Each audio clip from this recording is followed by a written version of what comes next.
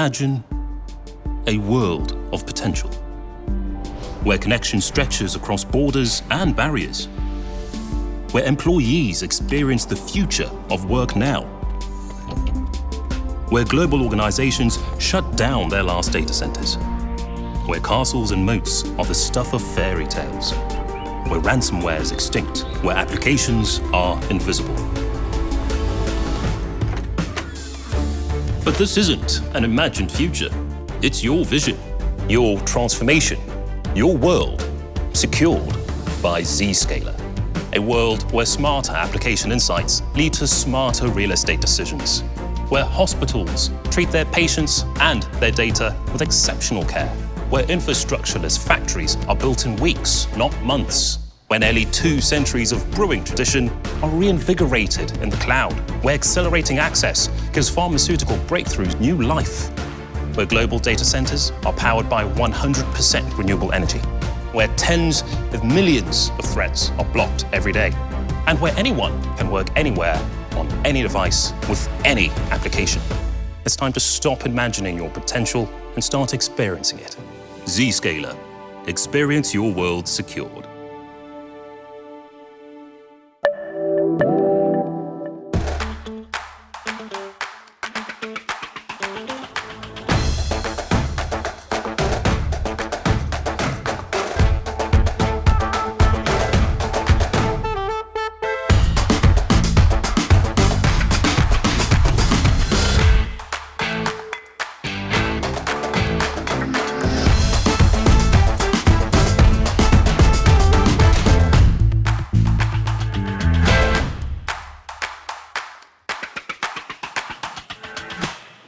Hello, and welcome to Zscaler's Zero Trust Live event, where we'll be delving deep into the future of Zero Trust and how you can successfully transform from legacy network security with proven playbooks directly from the leaders who've done it themselves.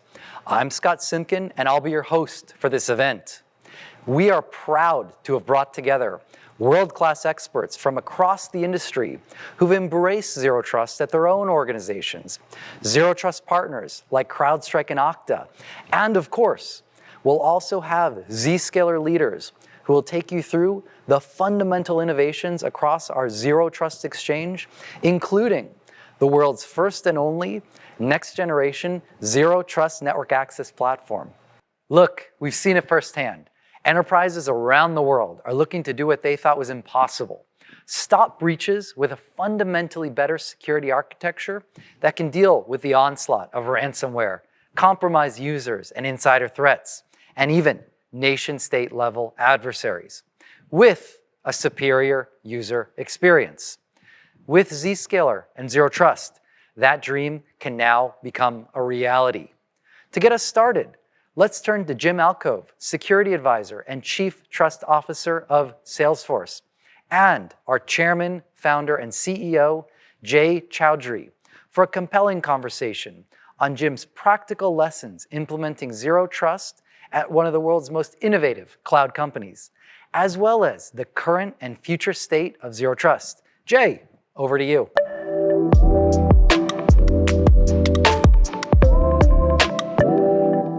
Scott, thank you.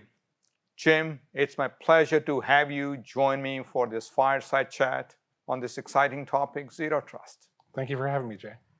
Zero Trust has become #1 priority for most CISOs and even CIOs.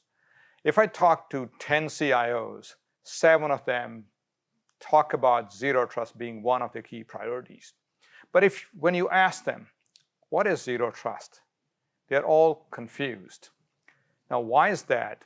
Our job is to bring some clarity, shed some light on how Zero Trust should be used, what it is, and what it's not. So we'll have fun talking about it. So Jim, you are well known in the security community. You don't need an intro. Salesforce, Microsoft, you led some big initiatives. Share with us some of the key initiatives you drove.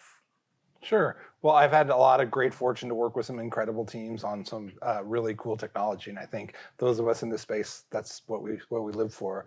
I would say if I had to pick three things, I would say my work at Microsoft on Xbox One, really delivering a silicon to cloud security model that I think was at the edge of leading for its time, and a lot of that technology has sort of led into the second thing, which was I was the lead for security on Windows 10, where we did some pretty transformational work, introducing things like Windows Hello into the market for the first time. So I'm super proud of the work the team did in that space, and I was lucky to have been a part of that. And then finally, my time at Salesforce, we've done a lot of really great work. I would say HyperForce really stands out from a security perspective. HyperForce is our multi-substrate public cloud zero trust architecture for all the future of our SaaS services at Salesforce. So to set the stage, I thought it'll be good to use a couple of visuals to set the stage for problem statement. This slide I'm showing is a hub and spoke network that every company has. And it got built over the last 30 years. Then we built castle and moat security to protect applications in the data center. And this model worked well. When data center was the center of gravity and all branches took the shortest path to the data center. But today, we are doing application transformation. We are embracing SaaS. We are embracing public cloud. And our users are becoming mobile. Our data is everywhere.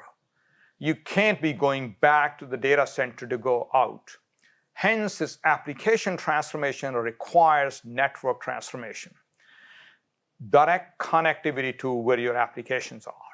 But if you do that, your security has a problem. Security must be transformed because today's security is sitting in the data center. And that's where Zero Trust architecture came in, which said, don't worry about building castles and moats. Let's securely connect the right entity to right entity, right user, right device, right applications, using business policies over any network. And that's what we're going to talk about. Jim, how did Salesforce look at something like this? Well, I think you made a great point, which is that we need to move away from a world of thinking about the things that we're going to defend, whether it's the network or the endpoint, and start thinking about how we're going to use those individual attributes, whether it's you as a user accessing a particular application and specifically which data in the application from a particular device that needs to be trusted and managed and healthy, and reasoning about that to make decisions about whether we're going to authorize. And so as we started to transform our IT infrastructure, these were the things that we wanted to move away from move toward as part of our transformation. The other statement I want to set the stage is that most customers struggle with, where do we start? They all worry about getting compromised. We spent millions and millions of dollars on firewalls, VPNs, all that kind of stuff. Why are we still getting compromised? So I want to share one slide that's my favorite. People think that once we put users on a trusted network, life is good. So when IP-based network was invented in early 90s. Cisco of the world came in and said, I will extend your network to every branch office using these networks. So your users and applications got on the same network and they could find each other. We could work from any branch office. That is wonderful. Then we said, we want to work from home. So we extended a network to every household with VPN. If you got 20,000 users, your network is in 20,000 households. And now, as we embrace public cloud, we are extending a network to every cloud region. So a network is extended and extended. Now, what's the problem with all this architecture? Well, first, the bad guy want to find you. They find your attack surface. Any IP address that's open to the internet is an attack surface. A firewall in a branch office, your VPNs, and any application. How do you minimize your attack surface? Number one, if they can't find you, they can't attack you. Two, they compromise you. All bad things come from the internet. Our goal should be to prevent compromise. Then they move laterally and find high-value targets and ask for ransomware. That needs to be stopped. A single infected machine sitting in some household, if it is on your network with VPN, can traverse laterally and bring everything down. So preventing lateral movement becomes a third thing. And fourth, they all want to steal your data, and stolen data goes out to the internet. So we must prevent data loss. So if you look at holistically about four things, that would be a good way to protect our enterprise. Your thoughts, Jim?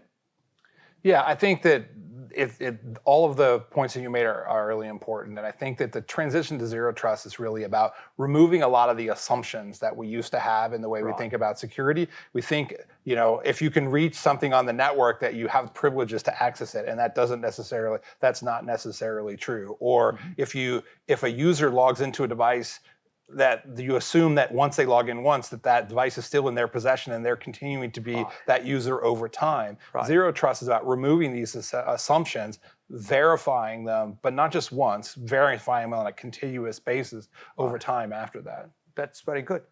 Now, you took a big project to drive zero trust at Salesforce. What were your main drivers? Well, I think that we wanted to both improve our security in a number of the areas that you discussed. So obviously, zero trust gives you better defense against lateral movement. You mentioned ransomware as one of the threats that obviously where lateral movement is a serious issue. Advanced persistent threats are also have similar characteristic to that, in the sense that lateral movement in your network is a real challenge. But we also wanted to improve manageability, improve user experience for our employees and others who access resources at Salesforce. And so moving toward a model like this allowed us to both solve both a user experience improvement and a security improvement at the same time. And as somebody who's in security for a while, you don't always get those two things together. And so I think there's a lot of benefit to these types of approaches. That's wonderful.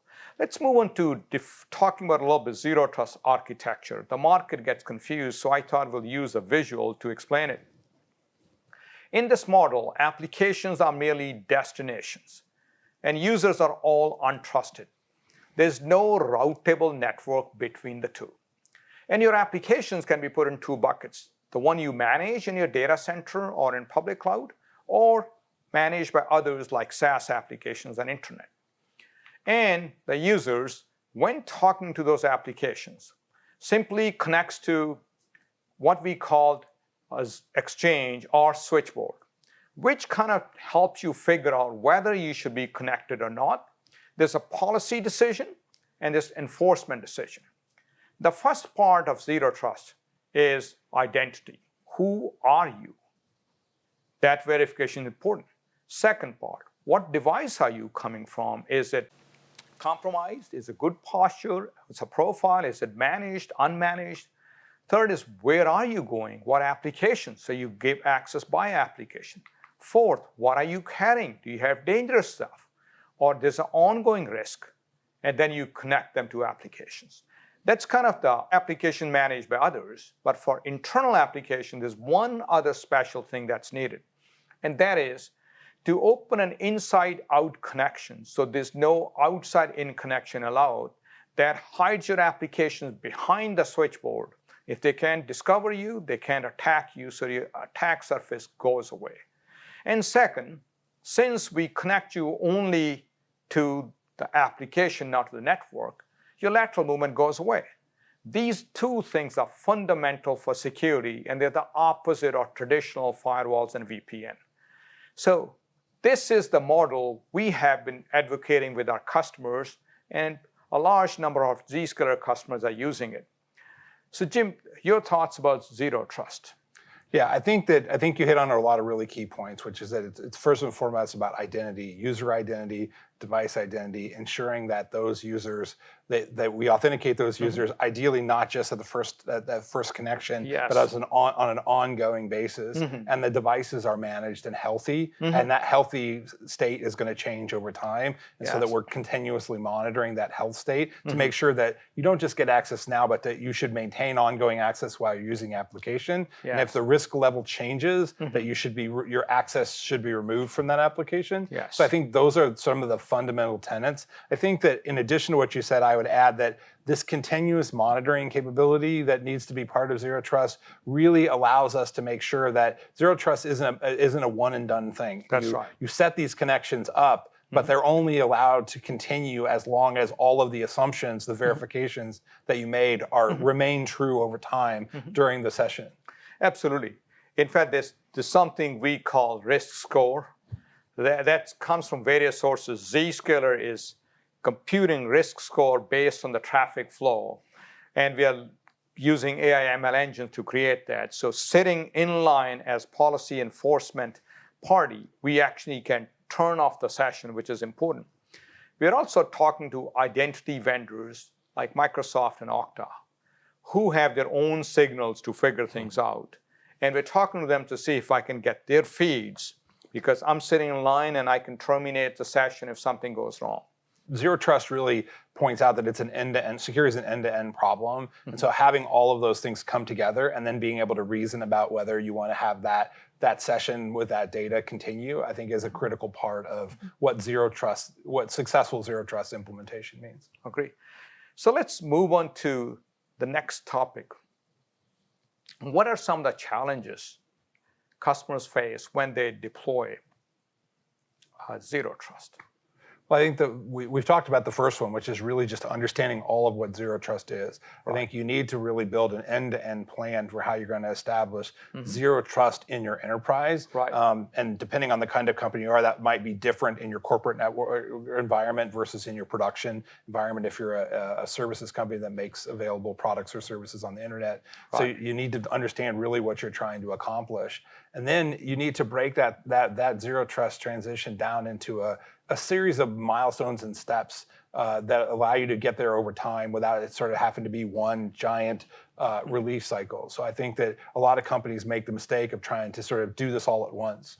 And Zero Trust approaches really allow them, they're modular, and they allow you to sort of roll these out in phases, which really helps us as CISOs and CIOs to help serve our customers internally, our employees, our customers in a way that it's not disruptive to the business, but still gets us that improved trust and improved user experience over time. I like it. Most of the customers I took to phase journey, and you can do it.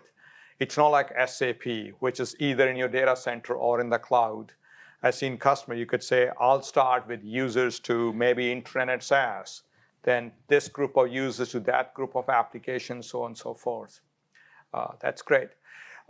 I thought of the dialogue you and I had once. We're talking about network security. You talked about we're trying to protect bridges and tunnels. Tell me a little bit more about that. I thought that analogy was so good.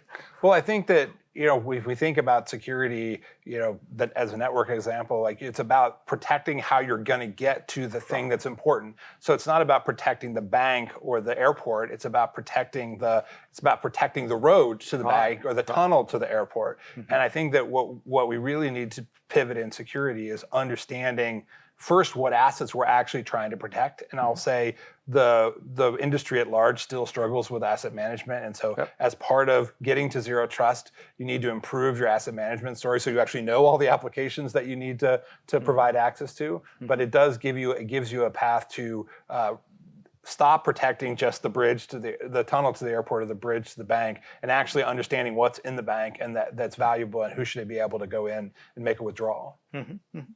Now, transformation. When we deal with security in this new world, you're not replacing a firewall with something with cloud.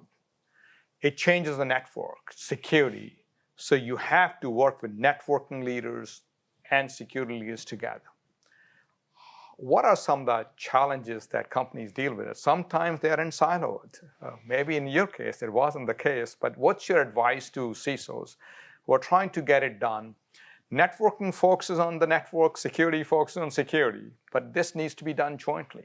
Well, I think that this, like so many things in digital transformation these days, it needs to be a company-wide initiative. You need to bring in not just the rest of your IT organization, your network folks, it's your line of business applications folks in IT, but you in the security organization, you need to bring in your actual business and your employees. And so one of the things, my experience doing this is you need to bring the whole company along on the transformation, and you need to explain the value for each of them. So there's a value in this for employees, their experience, their user experience is going to get better. We're also going to be able to measure their user experience better in the future, so we'll be able to help them troubleshoot things in a better way than we have historically. In a case of IT, it's going to help us really understand which applications we have and who's accessing them, and maybe remove some of that access or identify applications that we can get rid of and stop supporting anymore. So it forces some hygiene. I think so many things in security are about basic hygiene. We've lived in a pandemic for 2 years, and we all learned to wash our hands a lot more than we probably historically did before the pandemic. And I'll say that security is a lot like that, in the sense that there are a lot of hygiene things that we are all collectively still not as good at as we need to be. And Zero Trust really gets you there. And there are benefits for the CIO, the CISO, the line of business application owners, the individual employees. And we often in security are not good enough storytellers, and we need to work on how we tell the story to the rest of the organization about the value of these things, and also how we're going to take an incremental step over step journey to get people there, and not some big disruptive transformation that allows them to come along on the journey. And I think if you take that approach, which is like very similar to the approach we took for our deployment when I was at Salesforce, is to you get a lot of credibility with the rest of the company, and I think it sets the stage to build other initiatives after Zero Trust, which are going to continue to require this kind of partnership. That's good.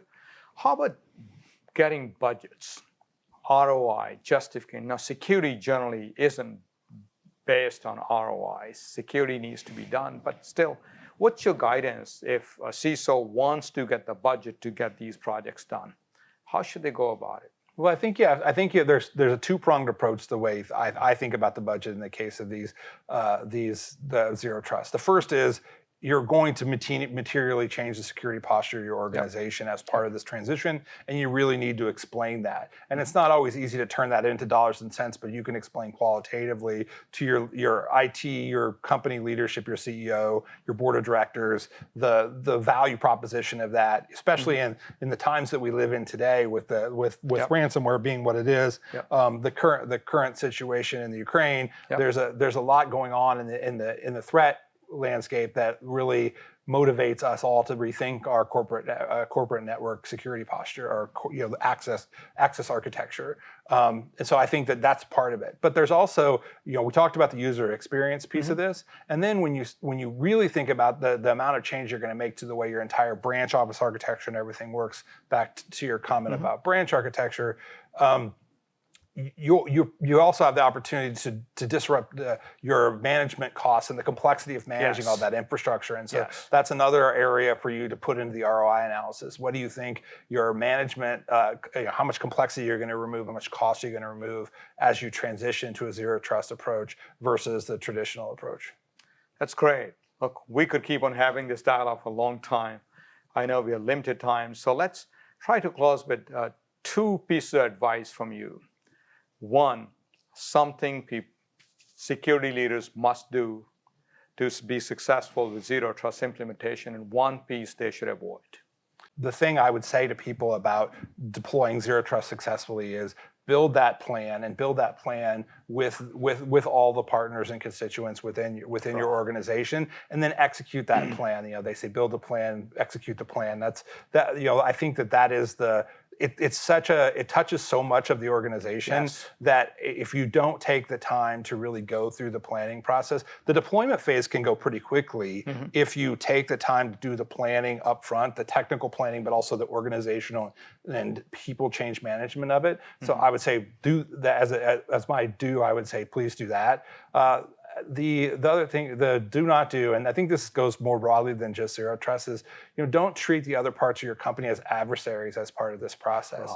Like I think that our employees are our number one asset in terms of security. We're all partnered together to make our organizations more secure, more successful, and we need to partner with our IT organizations, with the rest of our lines of business, with our employees to make this kind of deployment successful. And if you go in it with that attitude, I think you have a lot more success in getting something this transformational accomplished in your organization. That's good. I think lots of leaders will listen to this advice. You've done this thing successfully in large scale and large companies. So I'm glad you're able to join us for today's session. Jim, I appreciate your time and I appreciate your partnership, and thank you for your business partnership. Thank you, Jay. I really appreciate being here.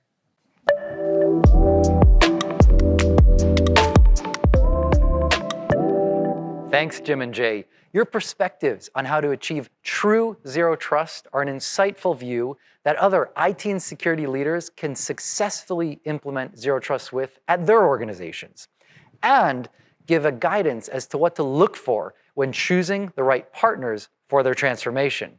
Now, to dive into how Zscaler is taking zero trust into the future, let's turn to Tony Patera and other innovators across Zscaler to take us through how we're evolving the Zero Trust Exchange to stop compromised users, insider threats, and the most advanced attackers, while continuing to extend zero trust to ever more parts of the organization.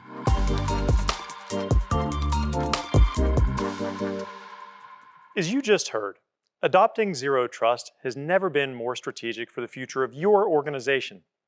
We are proud to be on the forefront of zero trust innovation, helping you adopt zero trust across the entire enterprise, with connectivity based on the principles of least privileged access to prevent compromise, minimize lateral movement, and stop data loss. At Zscaler, we've built our Zero Trust Exchange to offer a new architecture that delivers secure access to applications from any device or location. Our platform operates across 150 cloud exchanges and processes over 260 billion requests every day. Using the principles of zero trust, our platform reduces business risk and simplifies IT infrastructure. We deliver these outcomes across 3 complementary areas: zero trust for users, zero trust for workloads, and zero trust for IoT.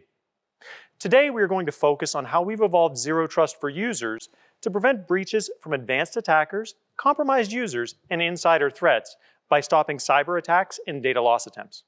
Within this area, we have a heritage of continuously innovating our platform. We deliver users safe, fast access to the internet and SaaS with Zscaler Internet Access, or ZIA as we call it. And we provide users secure private application access with Zscaler Private Access, or ZPA.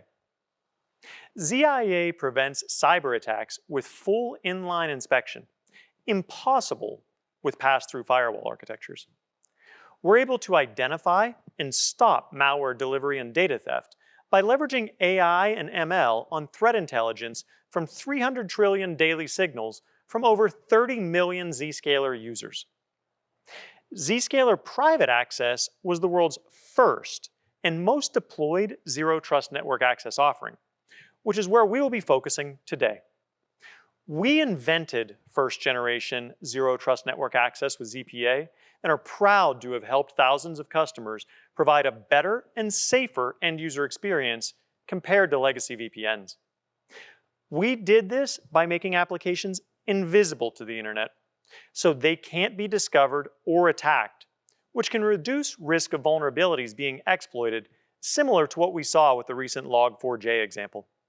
Connecting users and applications to resources, not the corporate network, helps prevent lateral movement of threats like ransomware.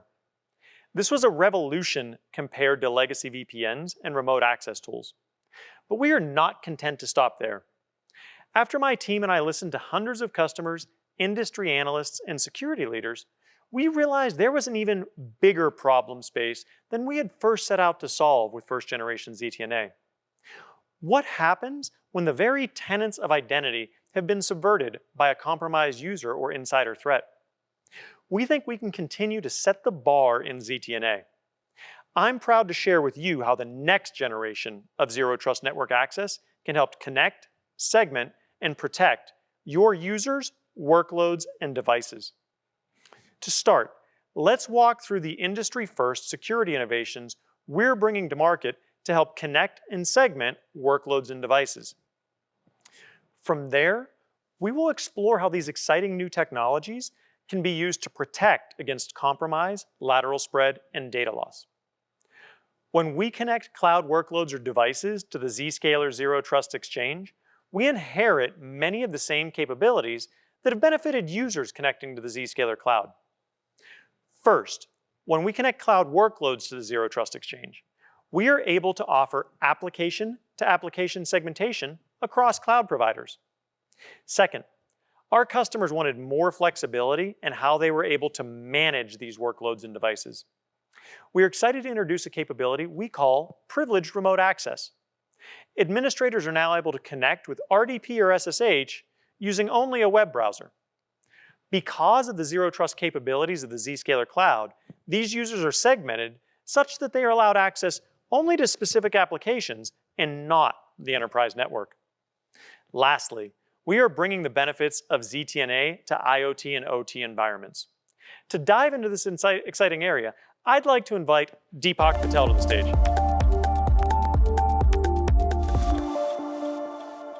Thanks, Tony.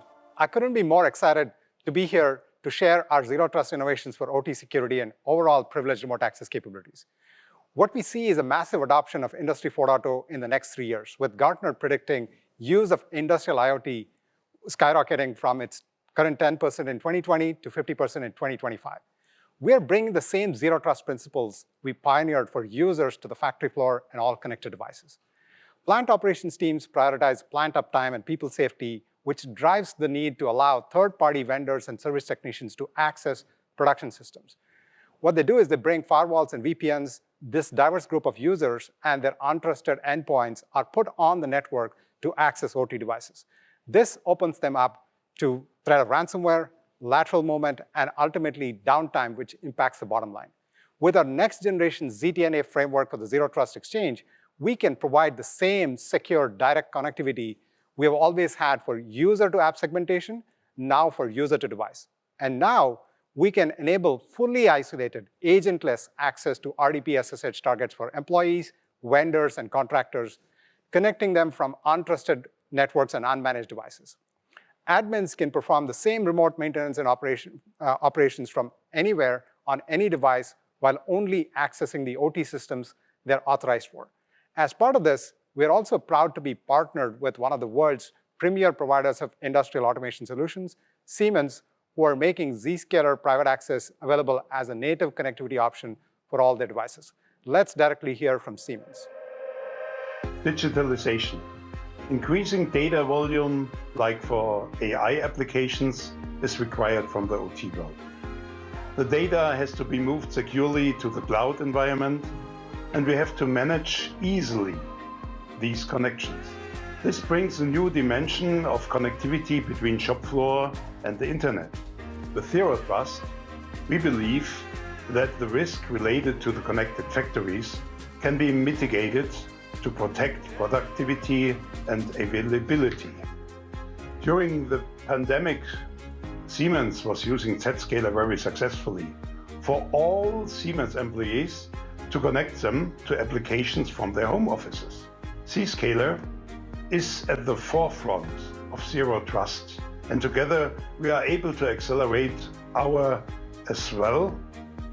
customer digital transformation.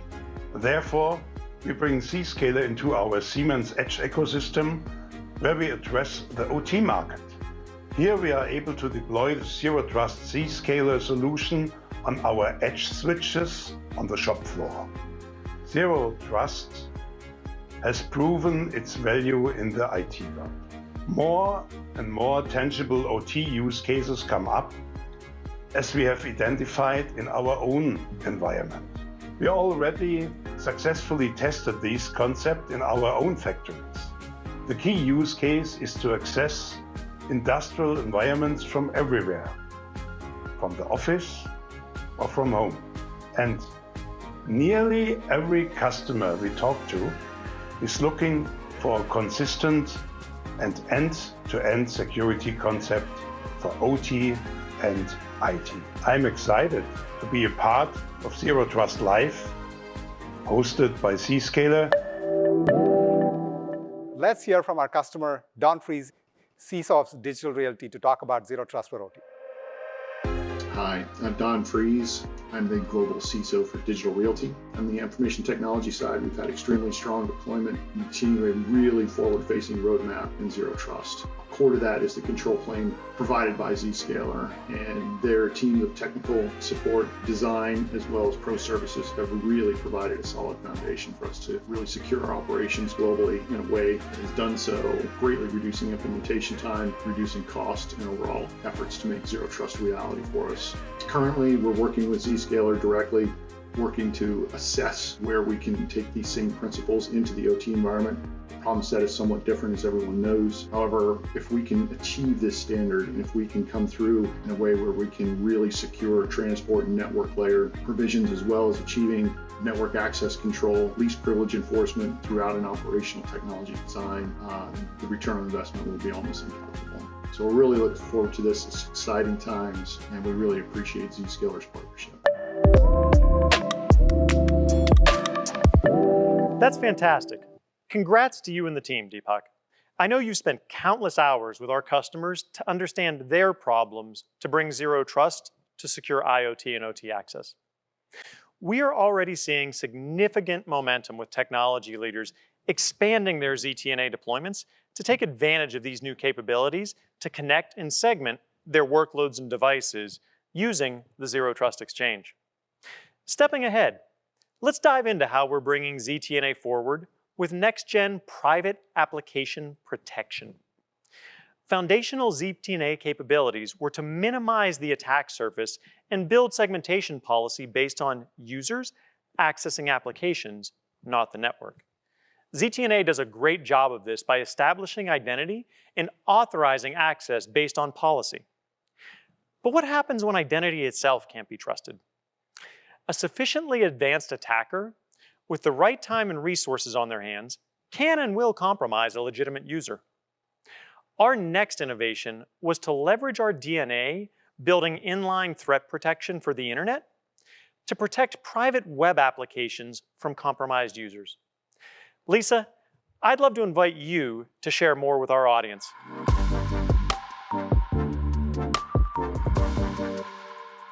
Tony, thanks for the opportunity. Many, if not most, business apps are web-based today. And if it's web-based, it will likely be vulnerable to direct attack or exploitation of underlying software, like we recently saw with Log4j. While Zero Trust Access reduces the blast radius of an attack by eliminating lateral movement, compromised users or insider threats could potentially steal sensitive data, bring down services, or cause financial loss to the organization if they can infect applications behind ZTNA services. That's why I'm so excited that we're adding inline inspection to Zscaler Private Access to stop the most pervasive web attacks, with complete coverage for the OWASP top 10 web security risks, plus custom signatures for flexibility. While there are massive efforts in the industry to develop more secure code, we still have a long way to go. According to ESG, 60% of organizations have had production apps exploited by the OWASP top 10 attacks. Now, if an attacker attempts to exploit those vulnerabilities, take advantage of misconfigurations, or leverage any of the other top attacks, ZPA will automatically identify and stop the attack, protecting your applications.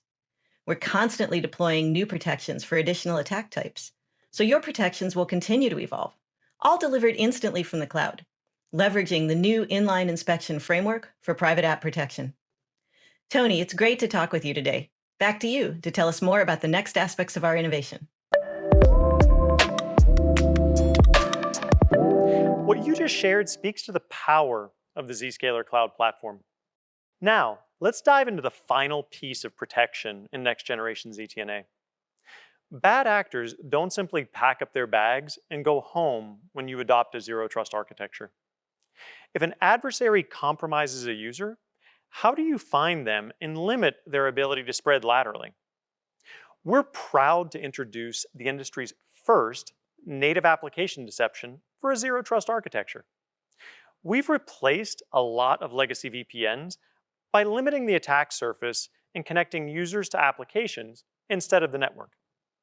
That success gave us time to take a step back and think about how a modern threat detection system should work. Customers referenced the common problems with their existing solutions: alert fatigue, lack of visibility. These long-running issues are caused by an architectural flaw in how firewall and network-based threat detection products really work.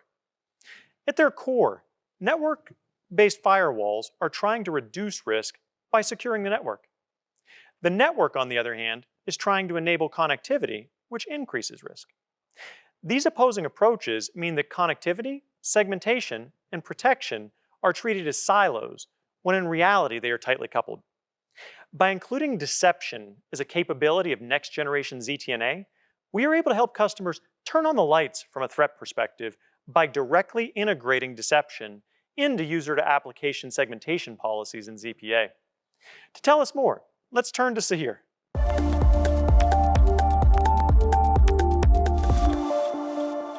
Thank you, Tony.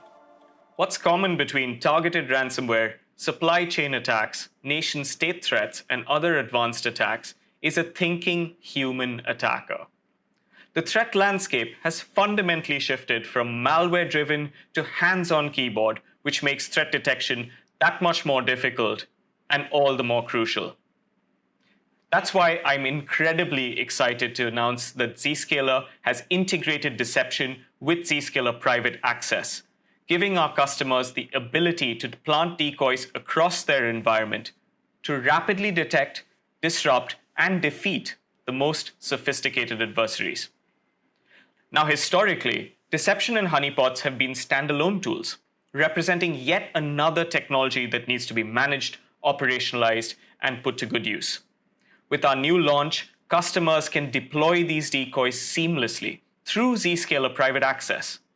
You can think about it as the easy button for deception. These decoys will look, act, and convince attackers that they are your most critical business applications. If they are ever accessed, the security team will instantly know there is an active intruder or compromised user loose on the network. However, it gets better. Because of our native integration with the Zscaler Zero Trust Exchange, security teams can trigger automated containment of the compromised user, instantly cutting them off from business applications, or alternatively, workflowing across our ecosystem of partner integrations that includes SIEMs, SOARs, or EDR and XDR tools, ensuring that any attack is comprehensively shut down. Zscaler Deception is a complete deception platform and can blanket the entire organization with a variety of decoys that cover threats that include pre-breach reconnaissance, Active Directory attacks, stolen credentials, attacks against your most critical private apps, and industry-specific targets such as OT and IoT systems. This is threat detection for a zero trust architecture. It assumes breach and gives security teams both rich context and the actionable alerts that they have been looking for. Zscaler Deception has already proven itself exceptionally well in the field against the most sophisticated attackers. Let's hear how it's been working in a real customer environment. Having this technology, it's really kind of opened our eyes and given us much more visibility into what's going on our network. Definitely gives us an advantage to detecting, scanning, and lateral movement. The external side's been great because that lets us know who's probing us and looking into our environment and using credential stuffing attacks. Very useful information, and then that puts them on a suspicious list, and we monitor what else they do in our environment. We look at it as just another tool in the belt that helps us detect what's going on. And because it's more anomalous, things stand out and they're different, and you don't get constant alerts like you do with other tools. When we combine ZPA with Zscaler Deception, I think we are able to detect compromised users and active network threats, which otherwise can slip in from low visibility areas. So that again has really helped, because coming of these two solutions together. Using deception as part of a zero trust architecture also helps us become more resilient against advanced attacks. and any kind of human operated ransomware or supply chain kind of threats. Since it's a low false positive product, it really helps the SOC team in pinpointing if there are really some kind of lateral movement are happening within the organization.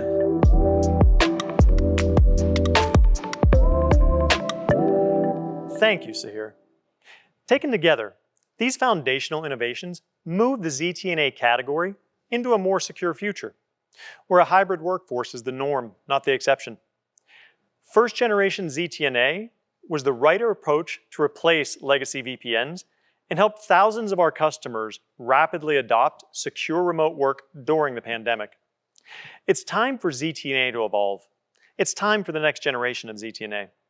And we're proud that with this release, Zscaler Private Access is the only ZTNA platform in the market that securely connects, segments, and protects users, applications, and devices in a single cloud platform. And it all comes back to our core tenets. Make applications invisible to the internet and impossible to attack. Secure direct connections from users to applications to eliminate lateral movement. And now, application to application for multi-cloud environments, as well as user to device for IoT and OT. And of course, inline inspection and native application deception to stop compromised users, insider threats, and advanced adversaries. We can't wait for you to experience how the Zscaler platform can help you accelerate your own Zero Trust journey.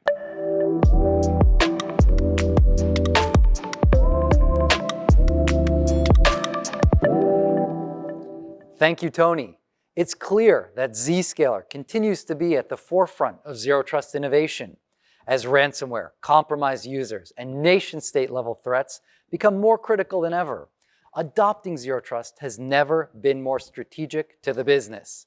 Now, let's hear from our CIO, Patrick Foxhoven, who will be speaking with IT and security leaders on their Zero Trust adoption journeys. Patrick, over to you.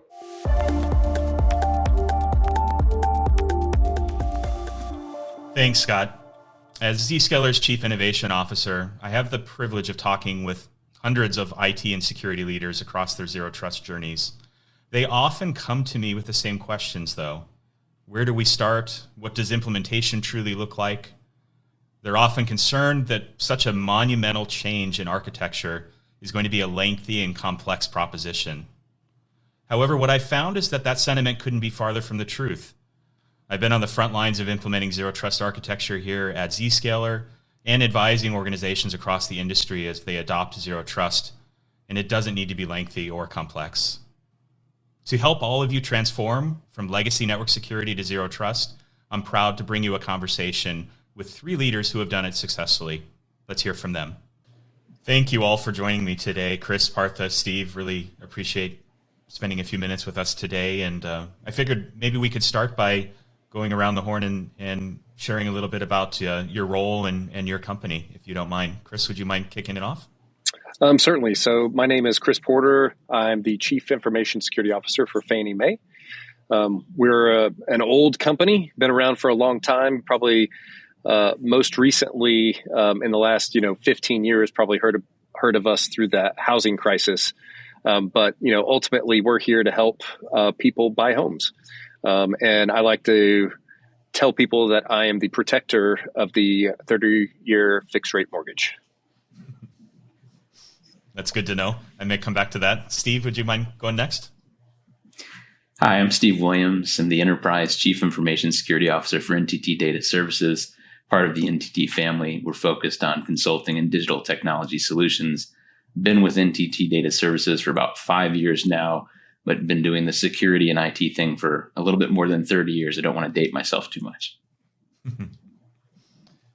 Thanks, Steve. And Partha, last but not least. Sure, thanks. My name is Partha Chakravarti. I'm the Associate VP and Head of Cloud Security Innovation and R&D for Humana.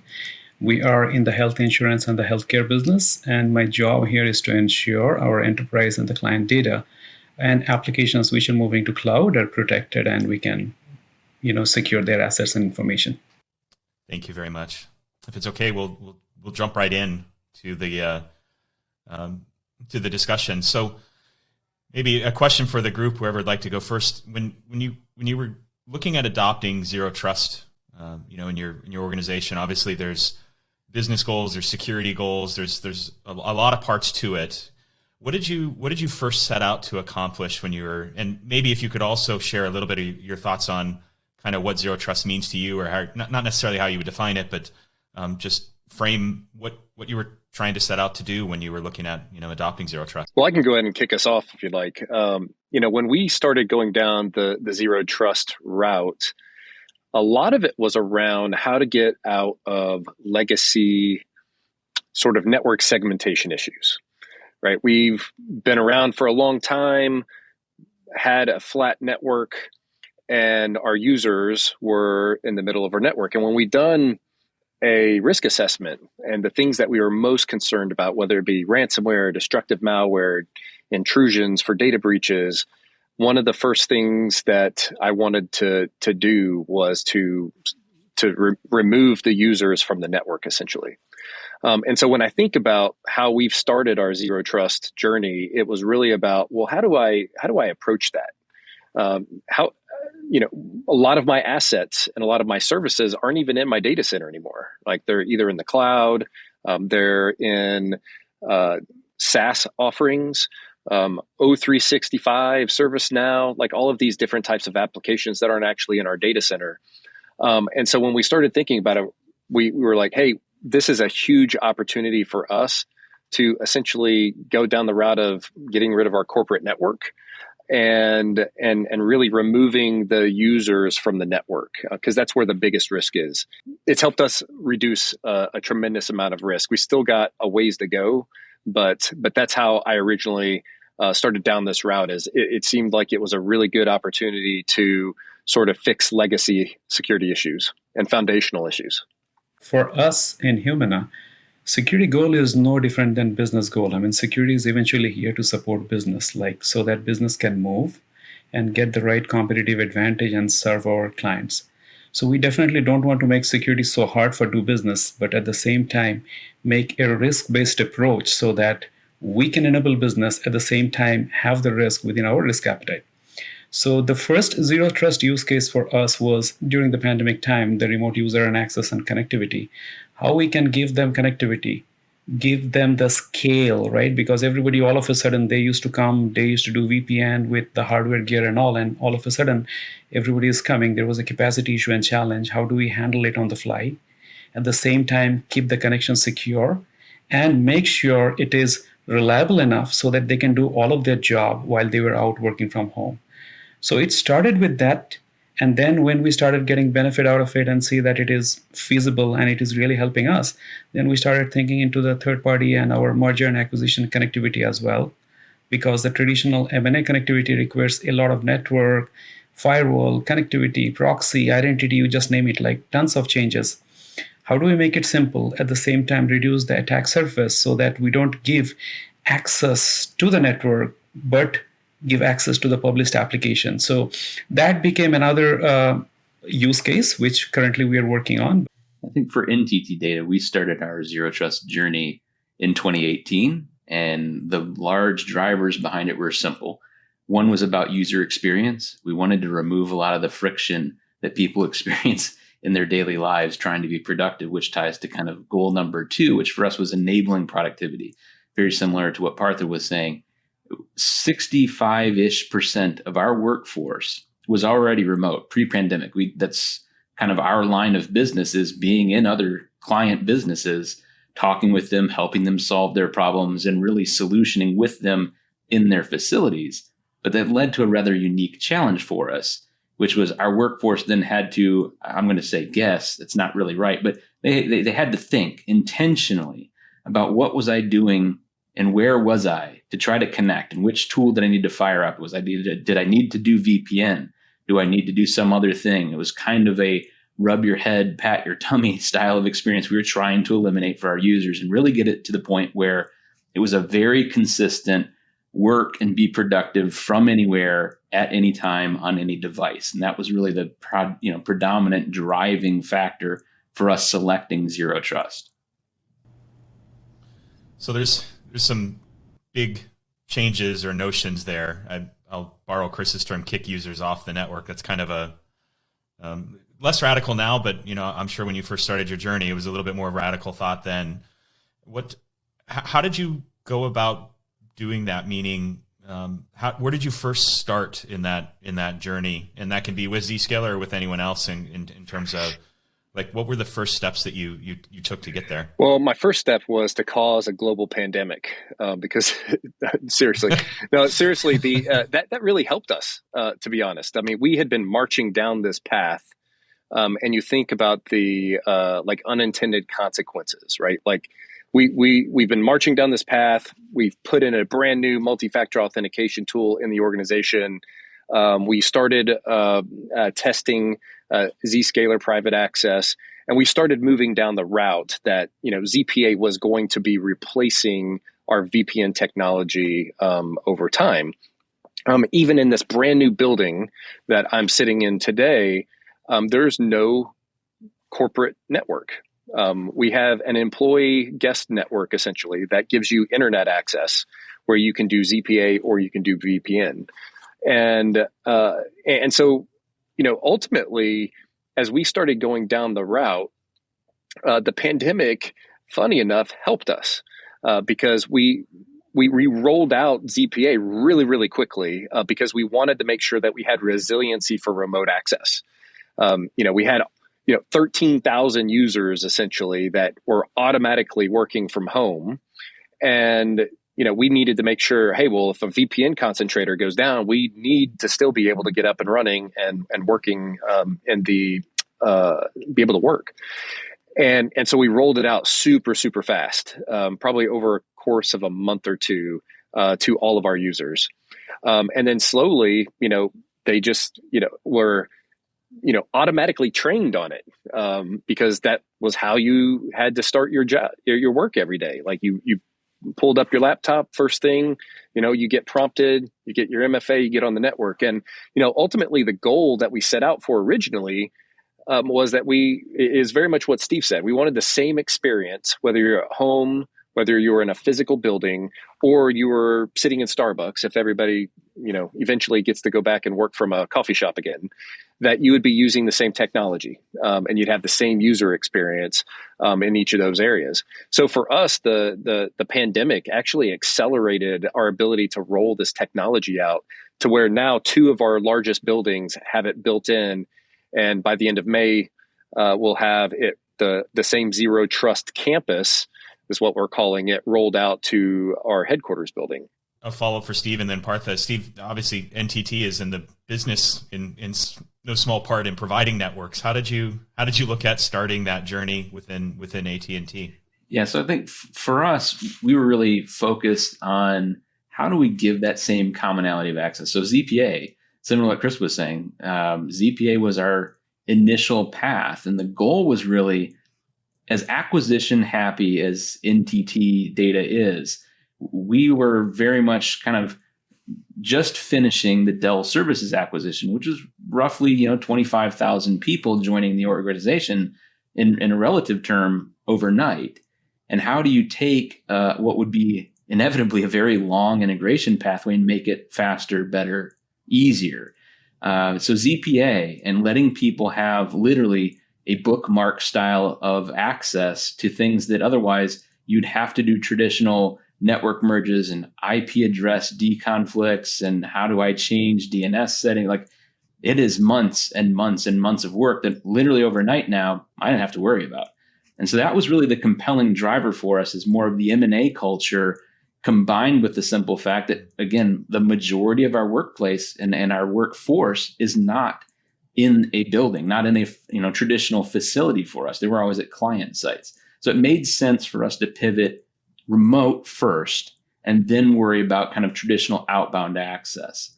If you were to leave your fellow leaders with 2 things that they should consider, and maybe equally important 2 things that they shouldn't when they adopt Zero Trust, what would that be? Maybe start with Chris. Yeah, I would say I'll go with 1. I mean, the thing you should consider is just to really think big. I mean, if I were to say 5 years ago that I was going to get rid of our corporate network and move to guest wireless in our buildings, I don't think that I would have dreamed that we would actually be in this position today. So I would say think big around that. And then, if I were to leave with one thing to sort of reconsider, it would be making sure that you really communicate to your organization, to the business people across the organization, why this is important. It's a hard technical problem to solve, but there's a lot of business benefits that come out of it as well. And really stressing around the business benefits, how it'll help them be faster, connect more easier, have a better experience. Those are the kinds of things that, if you can really over communicate that, you'll be in much better shape. This is future, no question about it. So embrace it. Once you start using it, you'll see the benefit of it. Those who have embraced it, they're already seeing the benefit of how easier it is making life. And also at the same time, security is paramount, and it is also uplifting our security posture. And in terms of things to avoid, I will say choose your use case, do your due diligence. Do not try to do everything at a time in Zero Trust. And also do not turn off or shut down your existing way of connectivity immediately till your entire workforce and applications are tested and get used to it. There could be a transition period where you may have to run both and gradually move your workforce to the software-defined perimeter and the Zero Trust route. From our perspective, the one thing that you definitely should do is keep your user experience in mind. This is all about making your productive workforce better and making less friction for them, in my mind. It'll increase the adoption rate tenfold. Conversely, the one thing to avoid is don't do a crawl, walk, run approach. It seems a little weird, but with something this big, you really do want to take advantage of everything it has to offer as quickly as you can, which helps also your users experience fewer changes, therefore fewer friction moments, therefore they will lean into this. This will be something they desire to do. So I would say kind of throw caution slightly to the wind here and really lean in on this change. It's inspiring to see how the Zscaler platform is helping customers get better security with a superior user experience. Here at Zscaler, we're focused on being your partner of choice for transformation, and we brought together the best technology with people and a proven process. So if you're thinking about what's next for your IT and security, we're here to help support you. Back to you, Scott.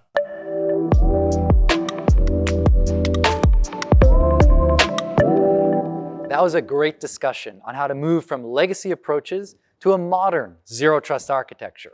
And that brings us to the end of the main stage session of our event. I'd like to thank each and every one of you for spending time with us to learn about these new innovations. But don't leave just yet.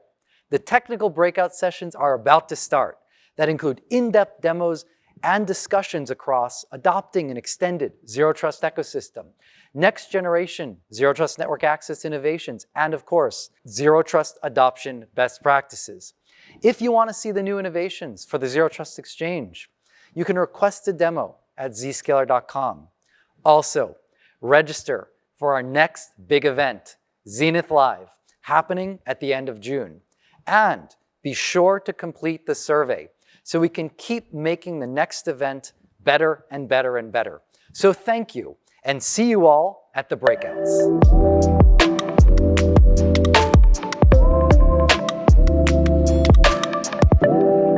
It's your vision, your transformation, your world, secured.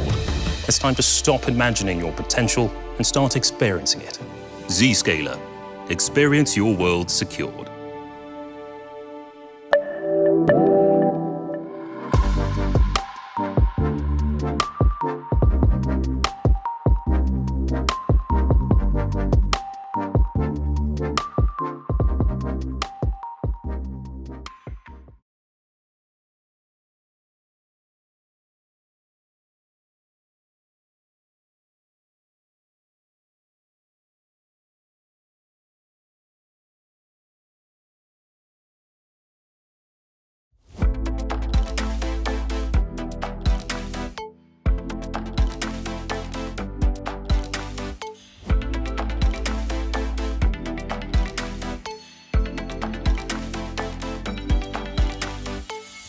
Welcome to the breakout session, Adopting an Extended Zero Trust Ecosystem. I'm Puneet Minocha, Executive Vice President of Business and Corporate Development at Zscaler. At Zscaler, we partner with a leading ecosystem of technology partners to make it easier for you to realize the value of an end-to-end zero trust architecture.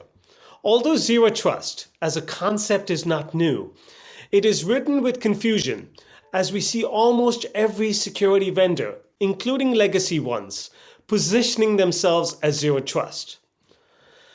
To cut through the noise and bring factual information to our partners and customers, we recently announced the launch of Cloud Security Alliance's Zero Trust Advanced Center.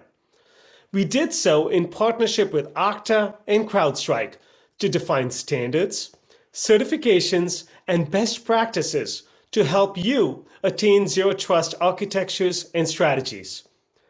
Our combined forces as part of the Cloud Security Alliance will help our joint customers kickstart their zero trust strategies. In today's session, we will give you a glimpse of these integrations that we have implemented that can help accelerate your transformation. We are proud to be the preferred platform that many organizations have chosen as they embark on their zero trust journey. Now, we know that context and identity are key components of zero trust, and during this session, I'm excited to focus on how we are working together with CrowdStrike and Okta to provide our joint customers with a deep understanding of user, device, and connectivity, protecting against adversaries and recommending necessary action to your security teams to reduce risk and stop breaches. To help us tell the story, I am delighted to be joined by Darren Hood, the CISO of Guaranteed Rate. Darren has adopted the 3 best-of-breed platforms as part of his zero trust journey. Darren will be sharing lessons learned and the outcomes Guaranteed Rate has achieved. During this session, we will also be joined by leaders from Okta and CrowdStrike to take you through an in-depth demonstration and discuss how our best-of-breed platforms tightly integrate to deliver superior security outcomes to some of the world's largest organizations like Guaranteed Rate. Let's dive in. First, I'd like to welcome Darren from Guaranteed Rate to the stage. Darren, welcome to Zero Trust Live. For those not familiar, can you tell us a little about Guaranteed Rate and your role there? Absolutely, Puneet. Here at Guaranteed Rate, we believe we're powered by positivity. We believe we're going to become the nation's #1 mortgage originator. Right now, we're the 3rd largest. We have 11,000 employees, 500 branch offices. We also have our own title company, Ravenswood Title, our own insurance company, Guaranteed Rate Insurance. Actually, we have our own not-for-profit, Guaranteed Rate Foundation. We also have a number of sports sponsorships, including the official naming rights to the Chicago White Sox Stadium. Thank you. As we've heard throughout this event, there is a lot of noise and sometimes confusion around zero trust in the market. What's your perspective on the definition of zero trust? 100% agree on some confusion around what zero trust means. Specifically, what it means to us at Guaranteed Rate is we're looking at our environment and driving to the purpose of no user or application should be trusted. Another way to say that is we're always trying to trust but verify. So that when we look at that, we want to make sure there's a very clear user identity. When that user is authenticating, we have strong controls around that authentication, not just for the user, but also the machine the user is using. And when the authentication happens, that there's context around that and it's being evaluated in real time. And of course, all that's supported by strong policies that you can roll out across the enterprise and make more granular as needed. That makes a lot of sense. And so, Darren, when you think about the business drivers, can you elaborate on what they were behind your decision to adopt a zero trust architecture? One of the key business drivers for our zero trust approach has been driven by our exponential business growth. Guaranteed Rate over the last couple years has tripled its origination volume. So think of your business tripling like everything you do to support that growth. So in our case, that means more people, more assets, data, workflows, vendors, and supporting all of that growth while simultaneously managing that risk has been challenging, but that's the primary driver for us here at Guaranteed Rate. And then in your experience, what are the importance of technology integrations of Zero Trust? I think the importance of the technology integrations is around, first and foremost, threat intelligence sharing. So as we've invested in different platforms, ensuring that each of those platforms are integrated in a way that helps us to create some cross-platform visibility, detection, and prevention. And we can leverage that to prevent and block malicious actors, files, etc. And ultimately that works towards reducing our detection and response to ongoing threats. When evaluating key partners for your Zero Trust transformation, what considerations led you to anchor your architecture around Zscaler, CrowdStrike, and Okta? At Guaranteed Rate, we're a leader and innovator in our space, but we wanted to partner with companies who are also innovators in their space. And by doing so, we ensure that as new threats arise, as changes in security technologies and capabilities change, we're partnering with the right companies. So I think that's the big first one. The other is that all three companies have a different view of the threat landscape. And I really value diverse threat intelligence. And so by working with all three companies and their platforms, we believe we get a better view of the overall threat landscape we're trying to defend ourselves from. And then, lastly, I think the other piece is that all of the companies engaged us very well throughout the sales cycle, from the sales cycle at the beginning through implementation and then operational support, which has made this a great partnership. That was a great answer. Let's continue. What benefits were you able to realize from our integrations? We've seen a number of benefits with the integrations, including single sign-on, of course. I think the question we always ask ourselves is, will it single sign-on? Will it SSO? So if it can be, it has been.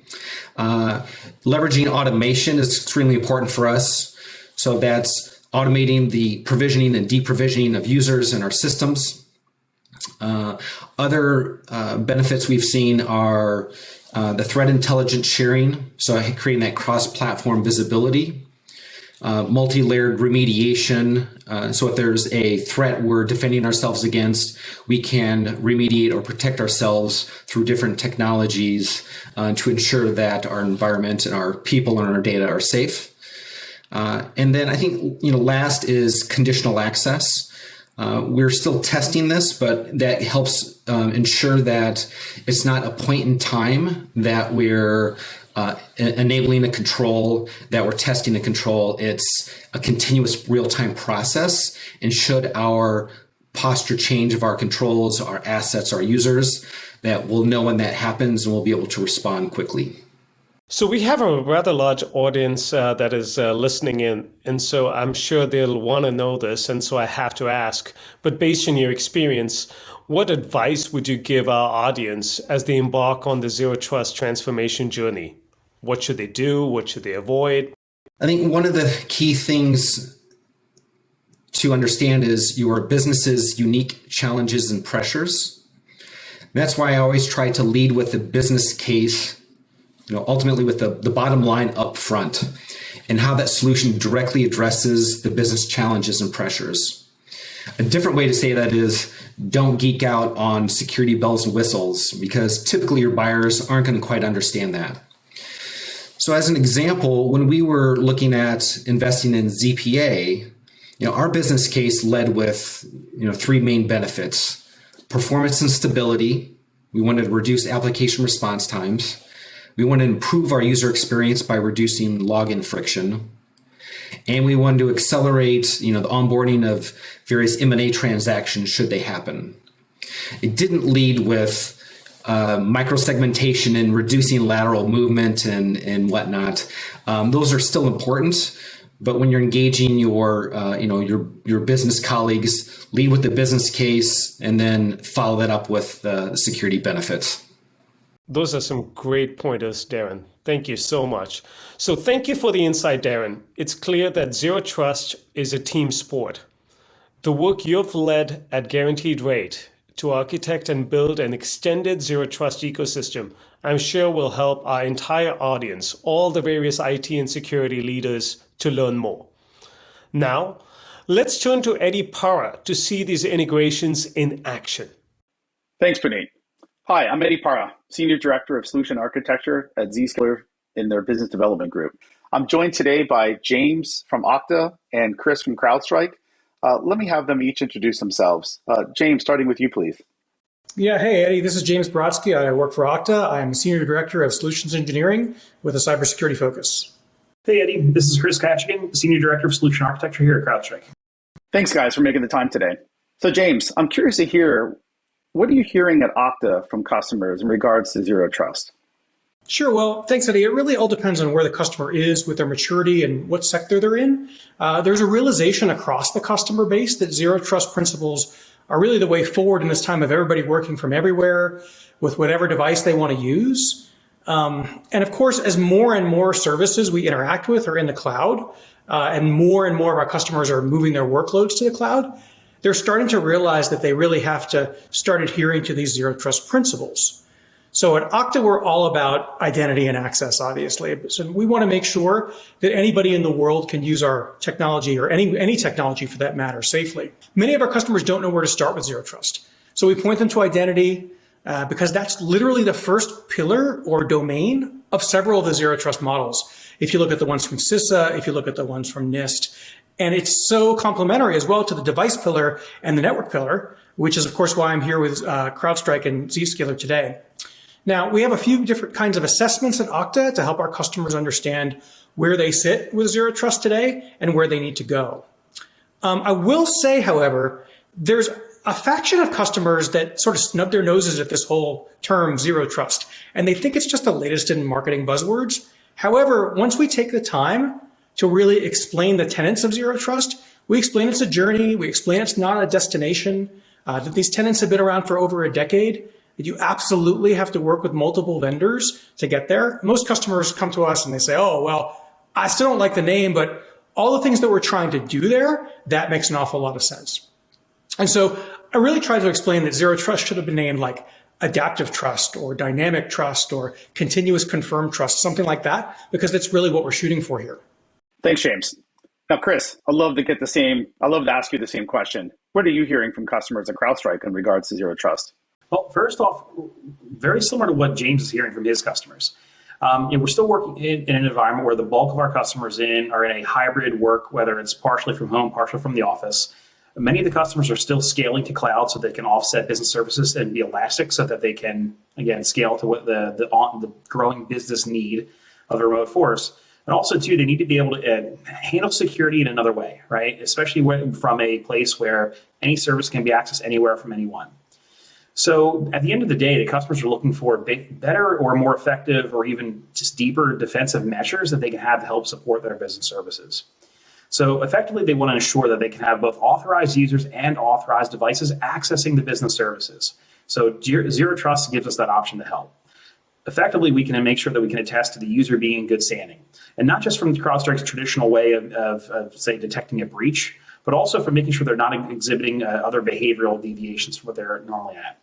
And in the case where people start acting even outside the normal behavioral baseline, we can even interrupt what they're doing. So for example, if they're trying to access a network share that's outside of their norm, we can actually stop them, force them to do an MFA authentication using Okta. And then if it goes through, we can allow them to continue on with their normal business operations.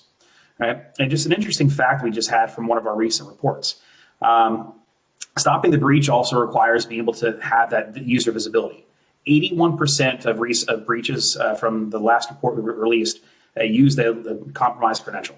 So think about that from that perspective. Identity and be able to tie back to a Zero Trust model is very, very important. Thanks, Chris and James. Now let's see this in action. Let's dig into the details with an end-to-end demo that covers 4 scenarios and enterprise encounters.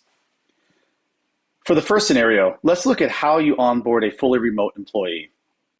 The experience to onboard a new work-from-home employee is very different from a traditional HQ experience. Before they connect to applications needed to do their job, there are 2 considerations. One, to authenticate the user seamlessly, and the second, to enforce zero trust policies driven by device and user context. Configuring SAML SSO and device trust controls can be done with just a few clicks, enabling SAML and SCIM attributes for security policies. Zscaler's Okta single sign-on integration goes beyond just authentication and checks if the device is managed or unmanaged and provisions a new user for zero trust policy enforcement. Okta authenticates a user and shares the identity assertion with Zscaler via SAML. In addition, Okta includes the context of whether this is a managed or unmanaged device. Zscaler uses the authentication and device context from Okta for security policies to be enforced. Now, for managed devices, CrowdStrike Falcon provides the device security posture information with a granular zero trust assessment score. The Zscaler Trust Assessment Score threshold can be set up in the Zscaler dashboard on various platforms as seen here. Admins can set up the access policies to allow or block access to apps or use browser isolation enforcement. The end user experience is simple and seamless. ZPA is active on the machine and the user is able to successfully access the application based on the context shared by Okta and CrowdStrike.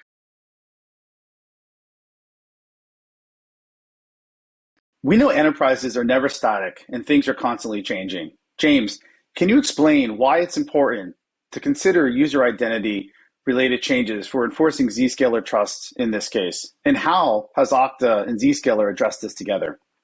Thanks, Eddie. So obviously environments are changing minute by minute. And from a zero trust perspective, we really want to keep up with those changes in a really dynamic way. So when you add a user to your org on their first day of work, or if you have a merger situation, or you change an existing user's role, or maybe most importantly, like the day they leave from your company, we have to have that environment keep up, in real time and make sure that your users can only access what they're allowed to access. And ideally, to reduce our attack surface in a real timely manner, we want to remove access in near real time, and that protects us from users that might be on their way out of the company and might take some sensitive data with them when they leave.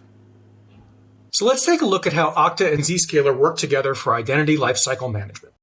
You set up the cloud-to-cloud integration between Okta and Zscaler by adding the Zscaler 2.0 application from Okta's integration network. You provide it with the proper API credentials for your Zscaler instance.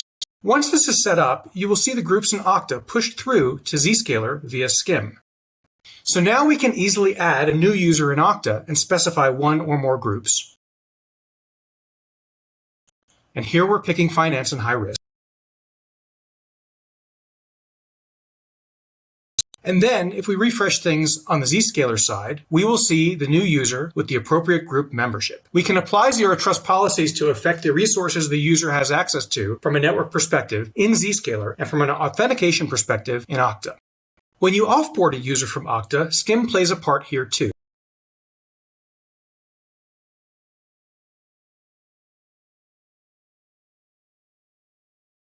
And immediately removes the user from the Zscaler database and revokes the user's access to applications. Any existing sessions will be terminated as well.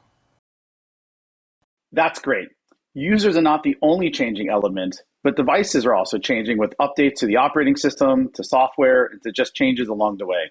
So Chris, how does this result in the changing the attack surface, and how are we adapting with the integration that we've built together? Just like users, operating systems and devices are ever evolving. They pose different risks at different times depending on their operational state. For this reason, we have device posture assessment capabilities as part of our zero trust story. We measure signals, effectively configurations, that allow us to tell you the operational state of various pieces during the access control decision. So for example, on Windows, are you running the latest build? Are you using UEFI instead of BIOS, which in theory is more secure? There are things like your antivirus and anti-malware enabled. And we do this because sometimes you may make mistakes and turn policies off.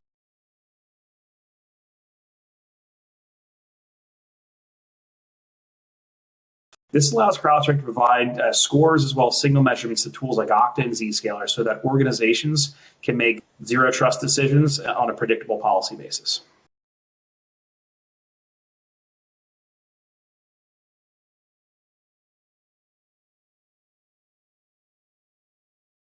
So Chris, in the case of an inside attack, how do we protect against the attack itself and prevent lateral movement overall? To prevent lateral spread, we're going to be using a combination of Zscaler deception technologies and CrowdStrike endpoint technology.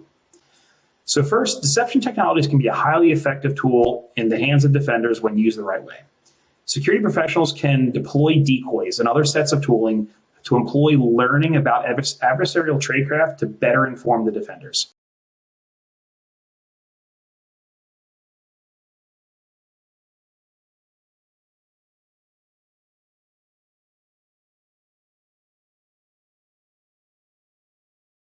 In these cases, we can do things like extract indicators of compromise as well as behavioral patterns to better inform and update our own prevention and detection capabilities.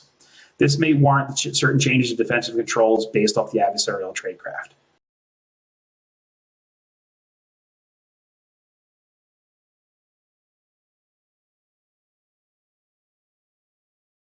In the event that a breach does occur, we can employ the containment capability of CrowdStrike so that we can network contain and prevent the lateral spread. So there you have it, and how Okta, CrowdStrike, and Zscaler work together for a seamless and secure experience. Now let's talk about what we're doing beyond these integrations. James, how does Okta and Zscaler plan a deeper integration for continuous zero trust enforcement? Yeah, so today, like we saw in the demo between Zscaler and Okta, that integration mainly works with groups. So either an admin removes you from a group in Okta or automation of some sort does. And then in turn, the user can no longer use ZIA or ZPA and existing connections that they might have are severed. All right, but that's still kind of manual. And you have to implement some sort of automation to continuously check for conditions that would cut off the user. What we'd like to do is get closer to a risk-driven continuous access management strategy, and that's where we're moving to. For one, both Okta and Zscaler can now calculate risk for a user based on login patterns or maybe device posture augmented from CrowdStrike.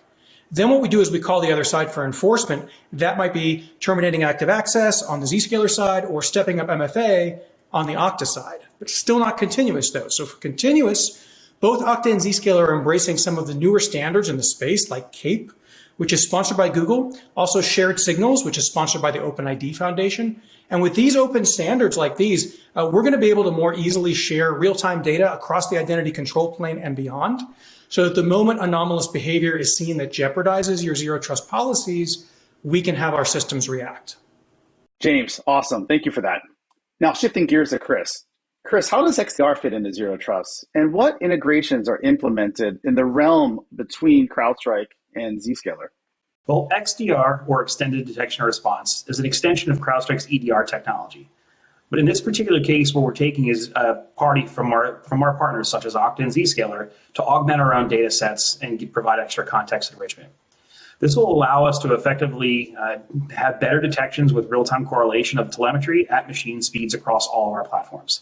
It also enables us to do things like automated responses to any identified threat. So as a for example, we have a generally available integration with Zscaler, where if we detect patterns based off our data or theirs or in combination, we can make a call over to their platform to isolate a device in real time.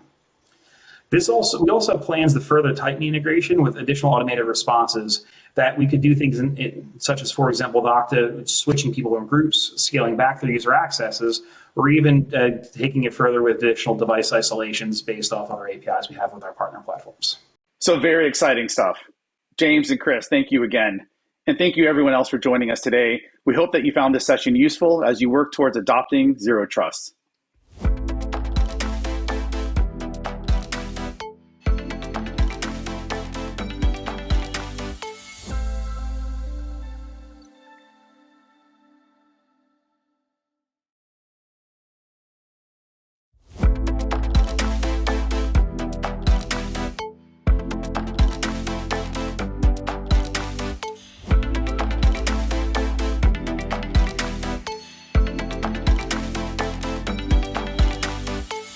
I'm Rick Miles, Senior Director of Product Management here at Zscaler, and I'm really excited to join everyone today to talk about the next generation of Zero Trust network access innovations.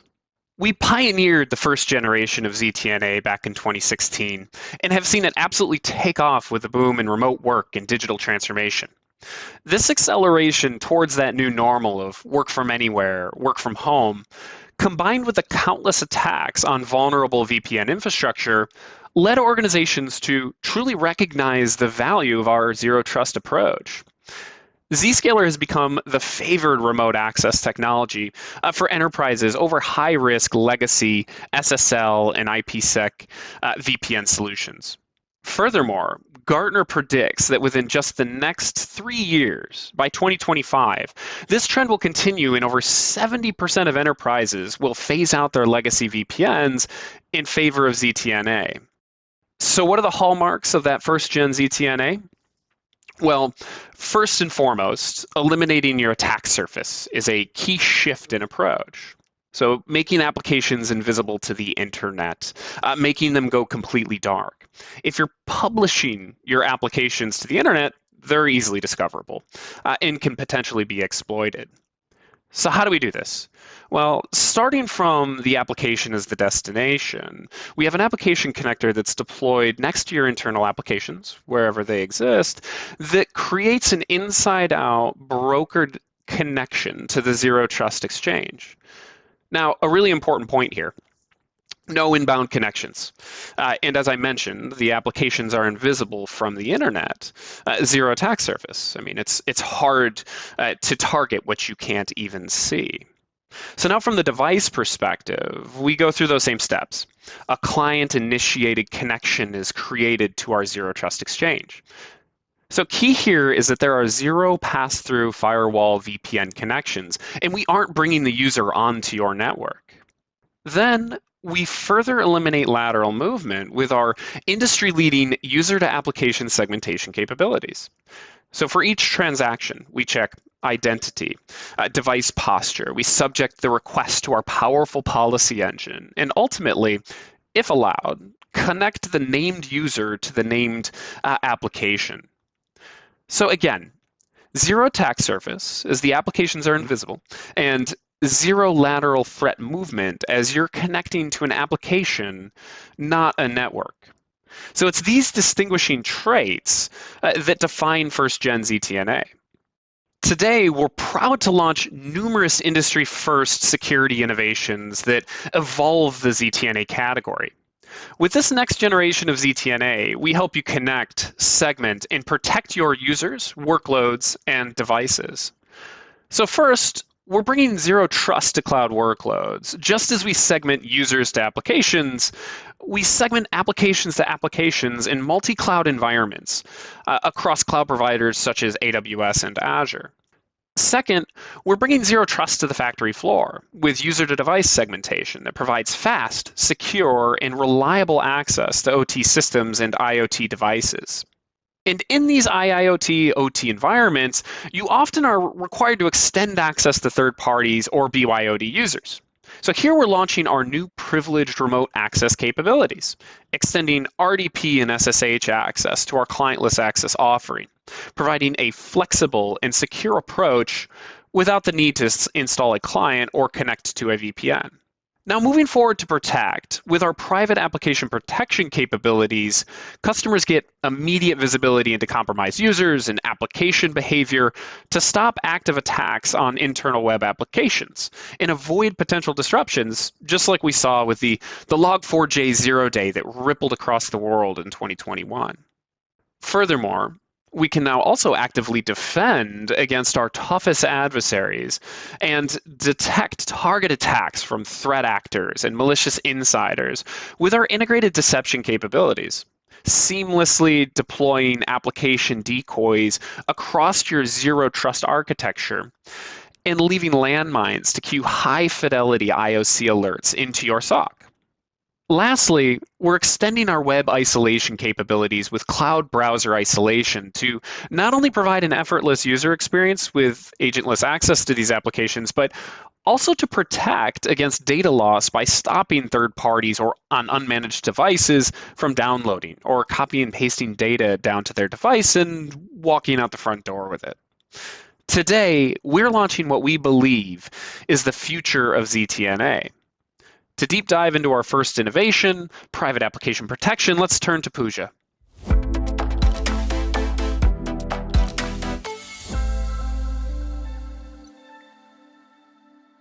Thank you, Rick. Hi, I'm Pooja Deshmukh. I'm Principal Product Manager with Zscaler. Let's take a look at the newly introduced Private App Protection. When your applications are behind Zscaler Private Access, they are completely invisible to the outside world. Only authenticated and authorized users can reach them. But what if the user or the device were compromised? A sufficiently advanced attacker can attempt to exploit known application vulnerabilities against you. To make it easier to detect hidden threats and malicious traffic to private apps, we are delivering new app protection in ZPA. This functionality provides visibility in traffic destined to your private applications. It protects you against the most pervasive vulnerabilities and attacks such as cross-site scripting, cookie poisoning, SQL injection, remote code execution, and more. It can also help you virtually patch applications while your DevOps and IT teams are fixing the CVE at its root in private apps. Let's take a look at the controls that give you immediate visibility from day one. We have introduced a predefined repository of inspection controls refined by Zscaler's experienced security research team. These controls map directly to OWASP Top 10, which is considered the industry standard in app security. Our research team has enhanced and fine-tuned these controls for maximum efficacy.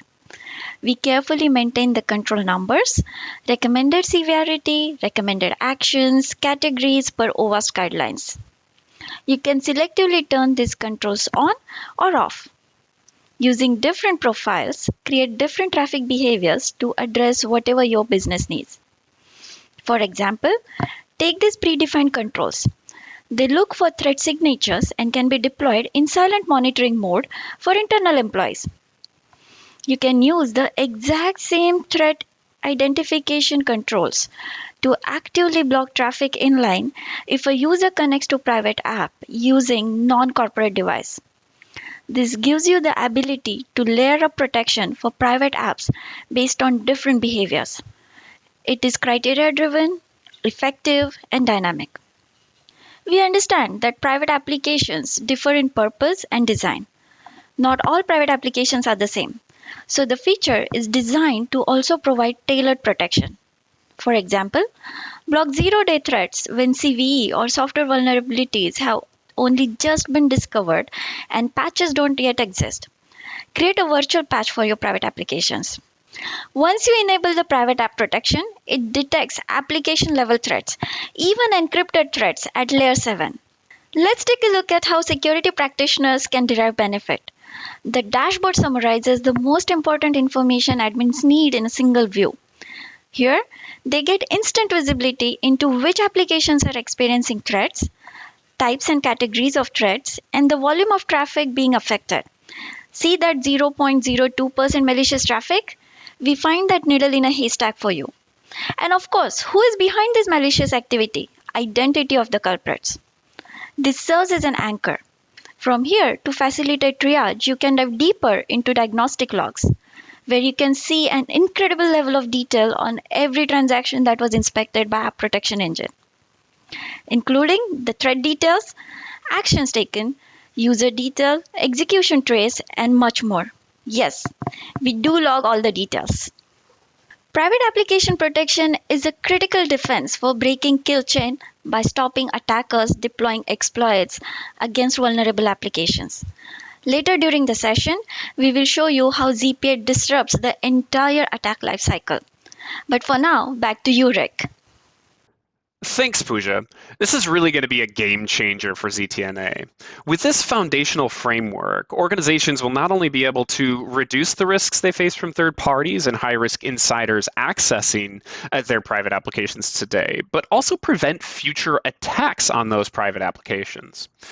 These inline defenses are necessary for real-time protection against compromised users and evasive attackers.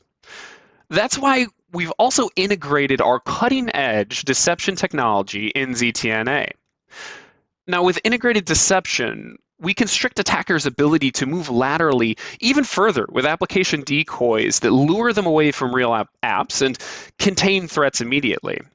This disrupts the kill chain and leaves no room for adversaries to maneuver around your private apps. So, to tell you more about how integrated deception works, let's turn to Amir.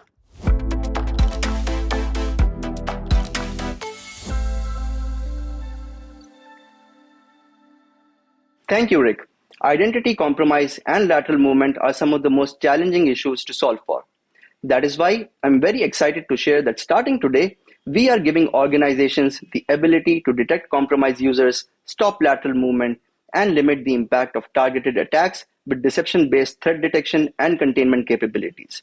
Our next generation ZTNA makes deploying decoys of private apps, servers, databases, and other IT artifacts a push-button capability. These decoys blend into the environment and appear as lucrative targets for attackers to exploit. Layers on endpoints in the form of decoy passwords, bookmarks, cookies, and browser sessions identify users that have been compromised and divert the attacker to decoy applications away from their intended targets, thereby stopping the lateral movement. Because deception is natively built into our Zero Trust Exchange, any detection triggers the Zscaler Private Access policy that cuts off the compromised user from the environment in real time. With integrated deception, defenders can dramatically de-risk their internal attack surface, detect threats that matter faster, and contain attacks at wire speed before they can cause any real damage. Now, let's take a look at how easy it is to set up decoys, detect active threats, and contain them. We'll start by going through the experience of creating decoys and activating them. Zscaler Deception leverages Zscaler Private Access to host and project decoys of private apps, databases, servers, and several other IT systems into your environment. You don't need to set up VMs or additional infrastructure to make this happen. Simply log into the Zscaler Deception console and head over to the Deceive section where we're going to add a decoy. The solution comes preloaded with several personalities to make the decoys realistic for your vertical or use case. Right now, we're going to create a decoy of a Swift server. We'll give it an interesting domain name here, and that's it. The decoy has been created and it's active in the environment. The next step is to create an orchestration rule for containing this attack that I'm going to be demoing in a moment. We're creating this rule to contain an attacker attempting to move laterally. The rule is an instruction for the Zscaler Private Access conditional policy to cut off the endpoint if the Swift server decoy that we just created is attacked. Now that we've seen how easy it is to create and deploy decoys, let's take a look at how you can leverage them to detect the attacks. We're demonstrating a ransomware threat actor attempting to escalate privileges and move laterally. Considering the rise of nation-state sponsored threats, we've taken the attack scenarios from the Conti ransomware playbook. This is the Zscaler Deception dashboard, which will start lighting up with detections as we execute the attack. Now, let's switch over to the attacker's view. I'm going to start by conducting some internal reconnaissance, and will use techniques that most human-operated ransomware campaigns usually do. So first, we're going to look for computers that are interesting for us to move laterally to. Here, we see several interesting hosts, including SQL databases and file shares. I'm going to open one of the network scan devices as an HTTPS server, and this appears to be a Swift server, so it looks like we've hit the jackpot. And it seems to have the existing administrator that they typically use, so we're going to try a typical administrator password here, and as you can see, we're in. Now, the attacker believes that they have compromised a Swift server, but this is the same decoy that we had created, and it has triggered an alert. The adversary thinks they've been successful in escalating privileges and moving laterally, but all their tactics and techniques are being recorded by Zscaler deception. And we can see here that all of the information for this attacker is directly linked to the username instead of IP address. So you have identity-based context. At this time, we see that the containment rule has taken effect for Jeff Spencer at hallowsbank.local, and this user no longer has access to any resources. So that was Zscaler deception. Our next generation Zero Trust Network Access is the only solution that provides integrated deception today and is already playing a key role in helping organizations defend against targeted threats. That's it for now. Back to Rick. Awesome, Amir. Thanks. Integrated deception is a powerful and unique tool in defending private applications against targeted attacks. Now let's turn to the operational technology systems that we rely on to assemble our cars and package our food. Factories live and breathe operational technology, and we recognize there's a need for more focus on OT security to protect industrial systems from disruption and downtime. Increased factory connectivity can have massive benefits for manufacturing operations, but it also comes with risks, particularly as supply chains become more interconnected and reliant on third parties, and also as they become increasingly targeted. So these organizations now see an urgent need for zero trust. And with ZPA, we're bringing zero trust to the shop floor in securing access to OT and IoT devices. To tell you more about our next innovation, let's hear from Manish.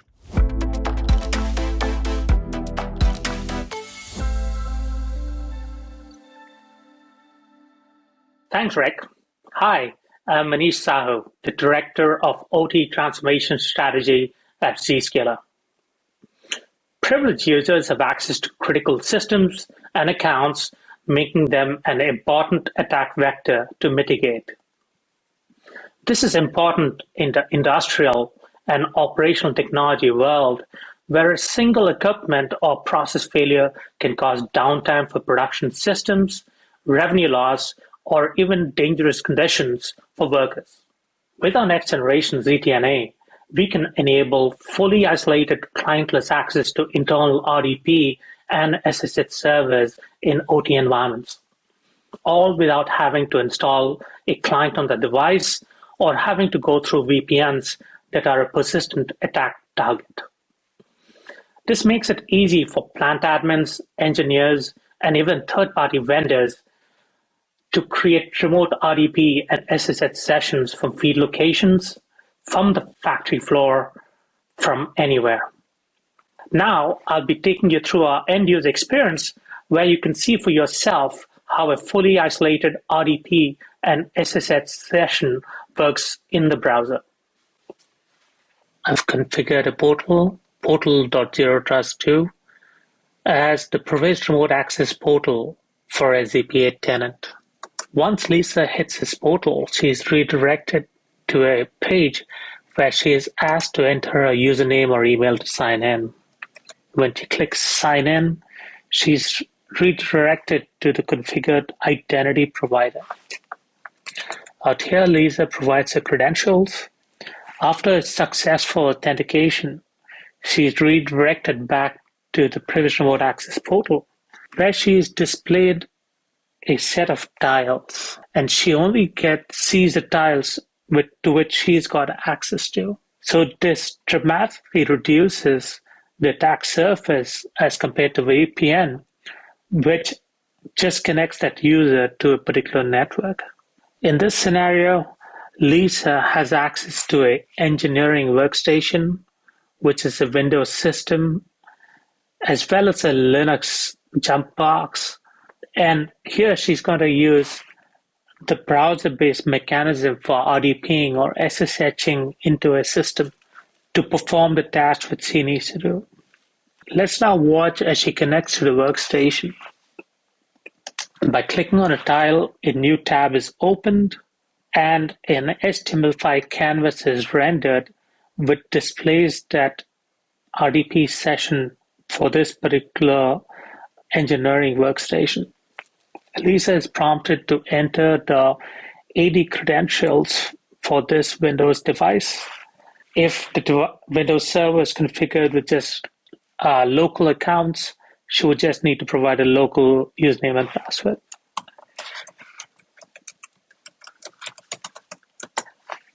After providing credentials, she sees the desktop and she's able to interact with a TIC client like an OPC expert, where she can connect to an OPC server and perform any troubleshooting, upgrade, maintenance, or patching.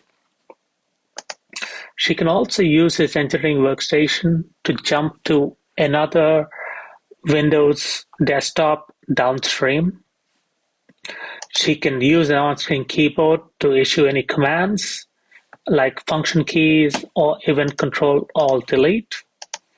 And once she does that, she can interact with the desktop in the same way she would do with a native RDP client.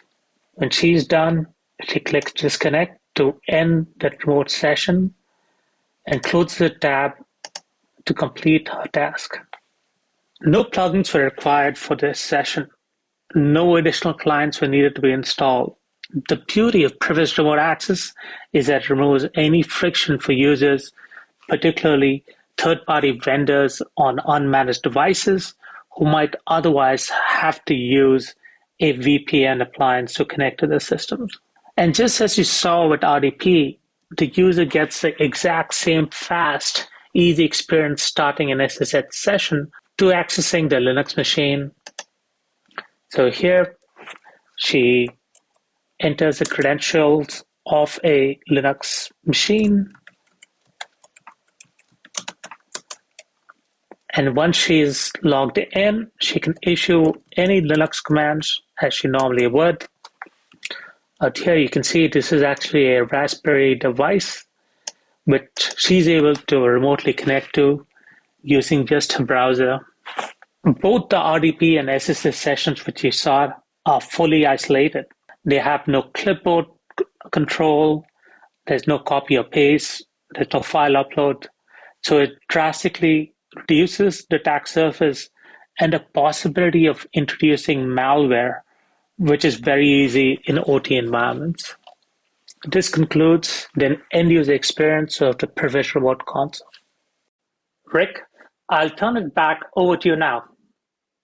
Thanks, Manish.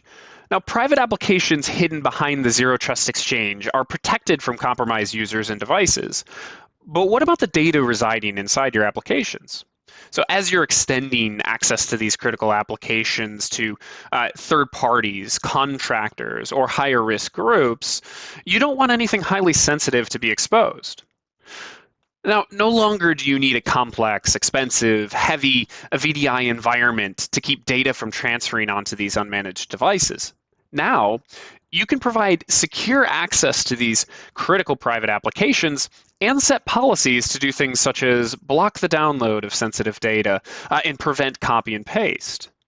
With ZPA, we ensure that data is protected and never lands on a user's local device with our native browser access and cloud browser isolation technologies. Together, they enable a completely flexible, agentless access to applications for third-party and BYOD users. Again, no client software or user configuration needed, while delivering fully isolated and secure sessions that safely render and stream data to a user's native browser.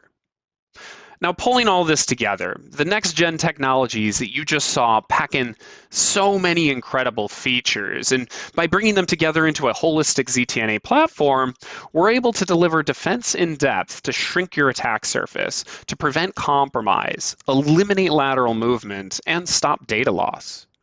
Now, to show you the ultimate test drive from the perspective of an attacker, I'd like to invite Deepan to showcase how our platform defends private applications, breaking multiple stages of the attack lifecycle.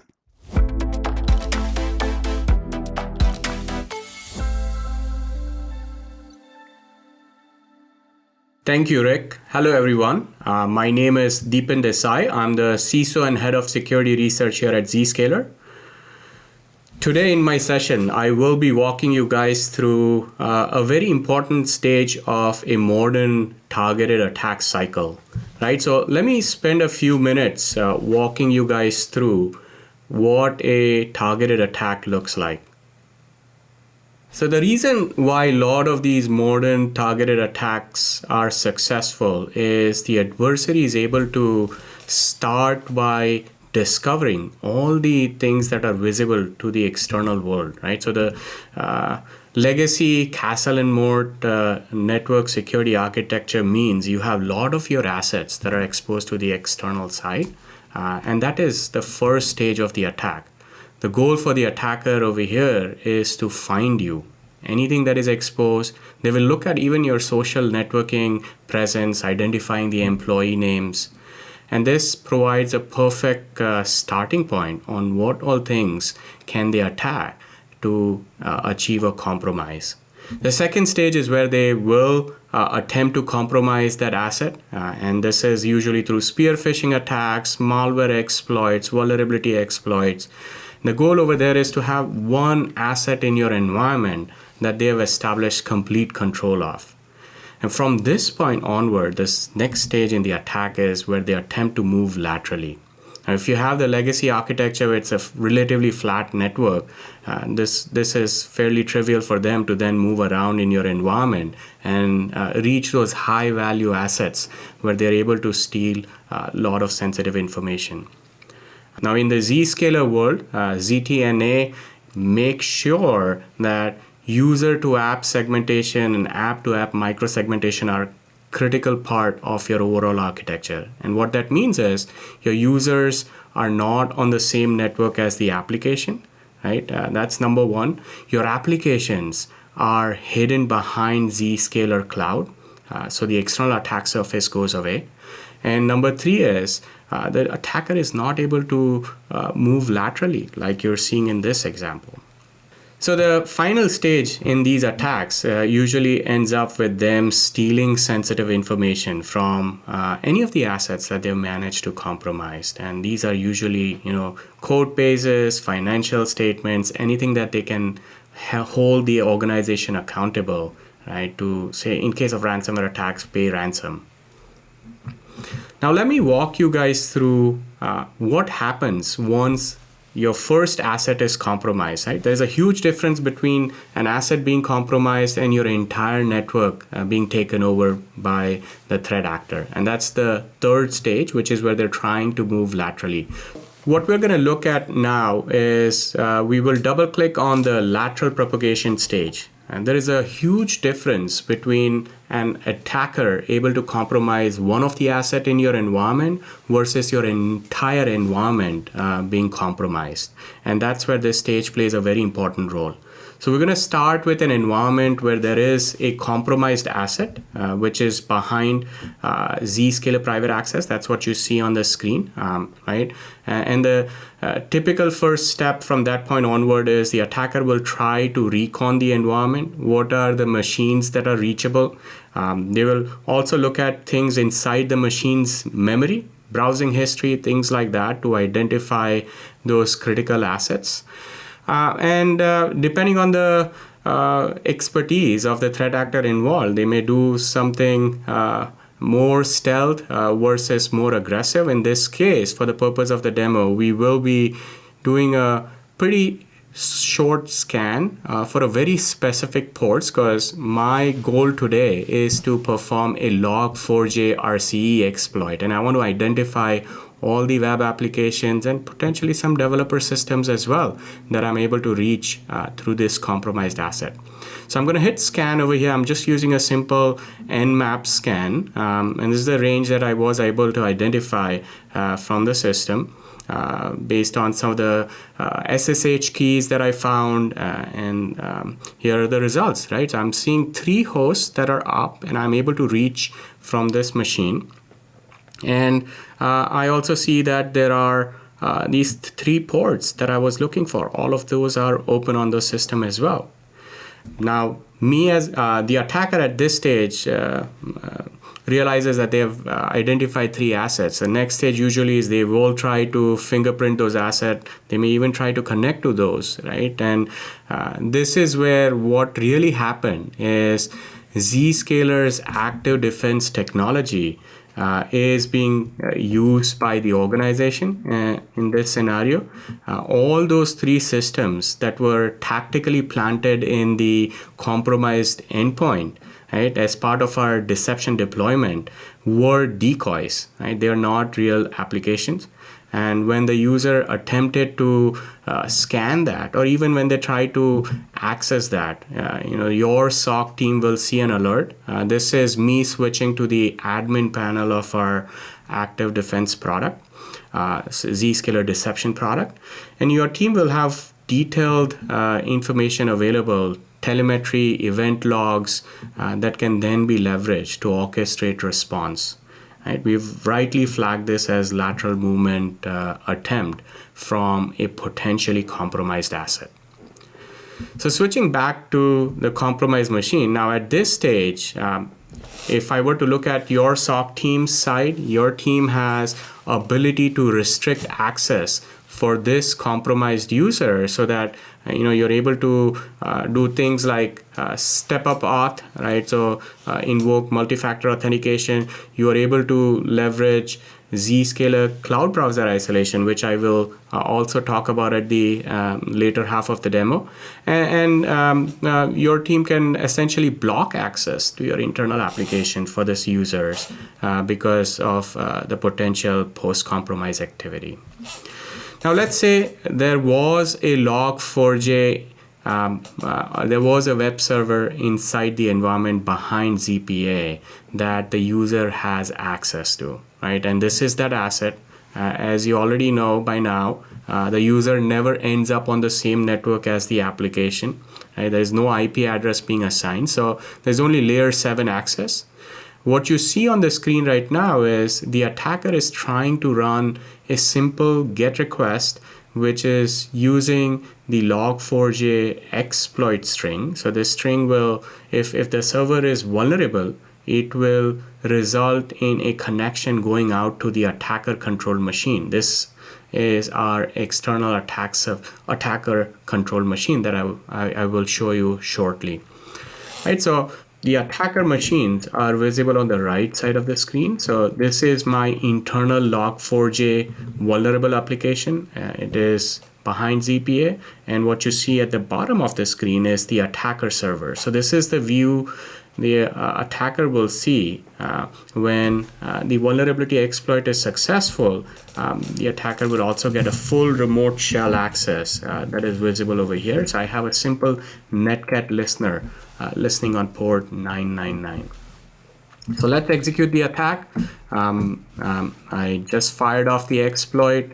As you can see on the right, at the top, the request was received. There were some exceptions, but more importantly, the exploit string was received by the vulnerable internal application. Now, the vulnerable Log4j library will interpolate this string and make that JNDI lookup to the attacker control server, which you can see over here. The payload command over here is simply instructing the vulnerable system to make a netcat and provide remote shell access to the attacker, right? This is the attacker machine. And I'm just serving the stage 2 payload that will allow me to execute that on the vulnerable server. So let's take a look at our netcat instance as well, whether we were able to get full access or not. So I did receive the connection from the vulnerable server. I am now able to execute arbitrary commands. I can look at all the stuff that is present on the file system of that vulnerable internal application because of the remote shell, right? And from this point onward, I could download arbitrary payloads and perform additional activity on the server. Now, what we have done as part of our recent innovation is we have added inline inspection capability on Zscaler Private Access side as well. So let me actually show you guys how your team will be able to prevent and add security controls to safeguard against Log4j like zero-day exploit attempts. So I just logged into our admin panel for ZPA. I'll quickly show you the inspection part of the product. So this is where there are thousands of predefined rules that will be available that are sourced through Threat Labs, which is our security research team. And then your team will also be able to write custom signatures, which is defined under this custom controls. And I have a custom control written for Apache Log4j over here. It is defined as allow, which is why my attack was successful. But let's go ahead and edit this one, right? So I'll show you what all things are configurable from your security standpoint. So you are able to define what headers you want to inspect. You are able to define size. This is the pattern that we have embedded over here, right? So we're just simply looking for J and DI in this case and ending with that. And then what type of policy action you want to take. So I'm going to change this to block, and we're going to read on that exploit attempt shortly. And then you're also able to define what severity this, if this alert were to trigger, what severity should your team respond to it with, right? So in this case, it's clearly a RCE, should be critical, and I'm going to save this. So now, if I were to repeat the same exercise that we just did, where we're trying to exploit an internal application from a compromised system, I'm going to get a block page, right? The attacker won't be able to successfully exploit the vulnerability. Your team will also get visibility of this, right? So there will be an alert that will get triggered as part of our web inspection flow. Right, so this is that exploit attempt getting triggered, and you will be able to have full telemetry information around the request that happened, right? Which control triggered, what were the different parameters used, so that your team is able to then take action. Right, so this is yet another security signal that your team gets on the ZPA side. The first one I mentioned was deception, where if someone inadvertently hits one of those decoys, you could orchestrate a response. Second is our inline security inspection, where we will then block it and your team has ability to orchestrate a response. The third piece is Zscaler Cloud Browser Isolation. Right? So a user that is deemed as risky because of some of the activity that I just showed you, you will be able to have a policy that says that when one of the risky user attempts to access a business critical application, I would want to isolate that session, right? And what that will allow you to do is the user will not be able to download any content on their system, right? So if I'm accessing an internal application from the compromised system, my access will be through an isolated instance. It's just stream of pixels that will get delivered. And that essentially allows the organization to prevent data exfiltration, right? Which is the last stage. So the user will not be able to dump large volumes of data from internal app to compromised system and then exfiltrate it to an external attack surface, attacker control server. That brings me to the end of the live demo. Hope you guys enjoyed it. Thank you, everyone. Thanks, Stephen. Zscaler continues to push the industry forward with this next evolution of ZTNA. We're going beyond secure connectivity and shrinking your attack surface. We're continuing to innovate to prevent compromise, eliminate lateral movement, stop data loss, and help organizations achieve true zero trust. We're here to help you with your zero trust journey. Take the next step, reach out, engage and request a hands-on test drive from one of our experts on our next-gen ZTNA innovations. Thank you all for your time here today.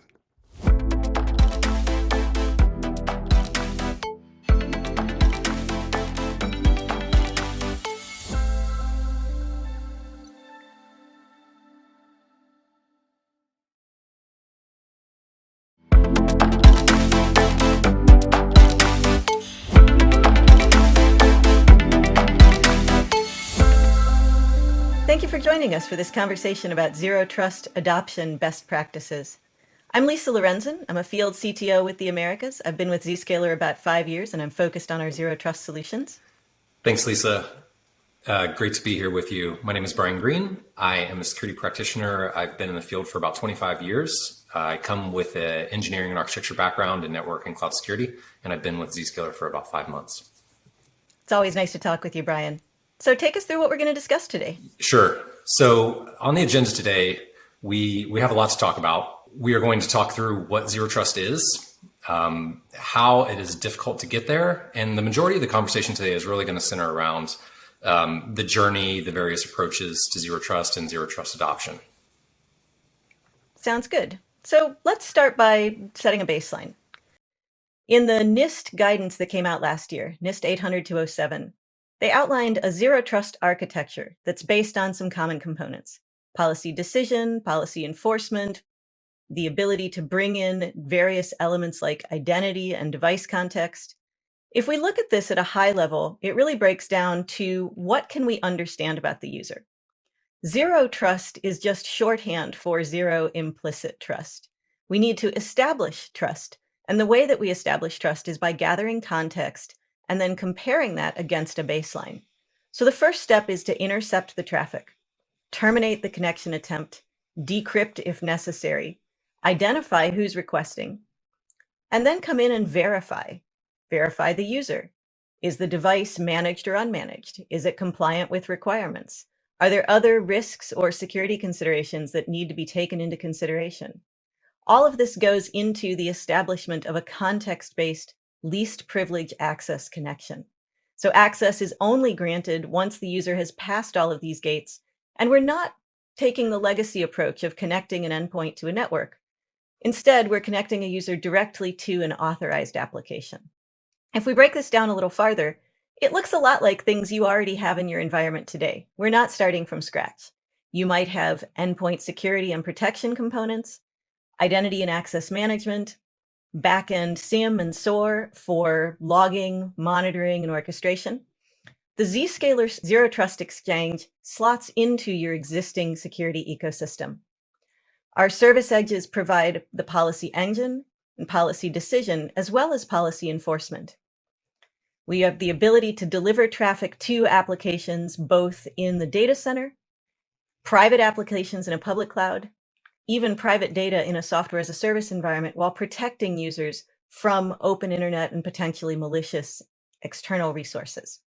We tie into your existing identity and access management to start off by determining who the user is, and that can tie us to a number of other context clues. Once we have this context, we have the ability to create dynamic encrypted connections between the user and the requested resource. We can tie in additional protections for sensitive data, as well as context and compliance information about the endpoint, either directly through the client connector or from existing security controls. We can leverage threat intelligence from our own threat labs, as well as third-party threat feeds.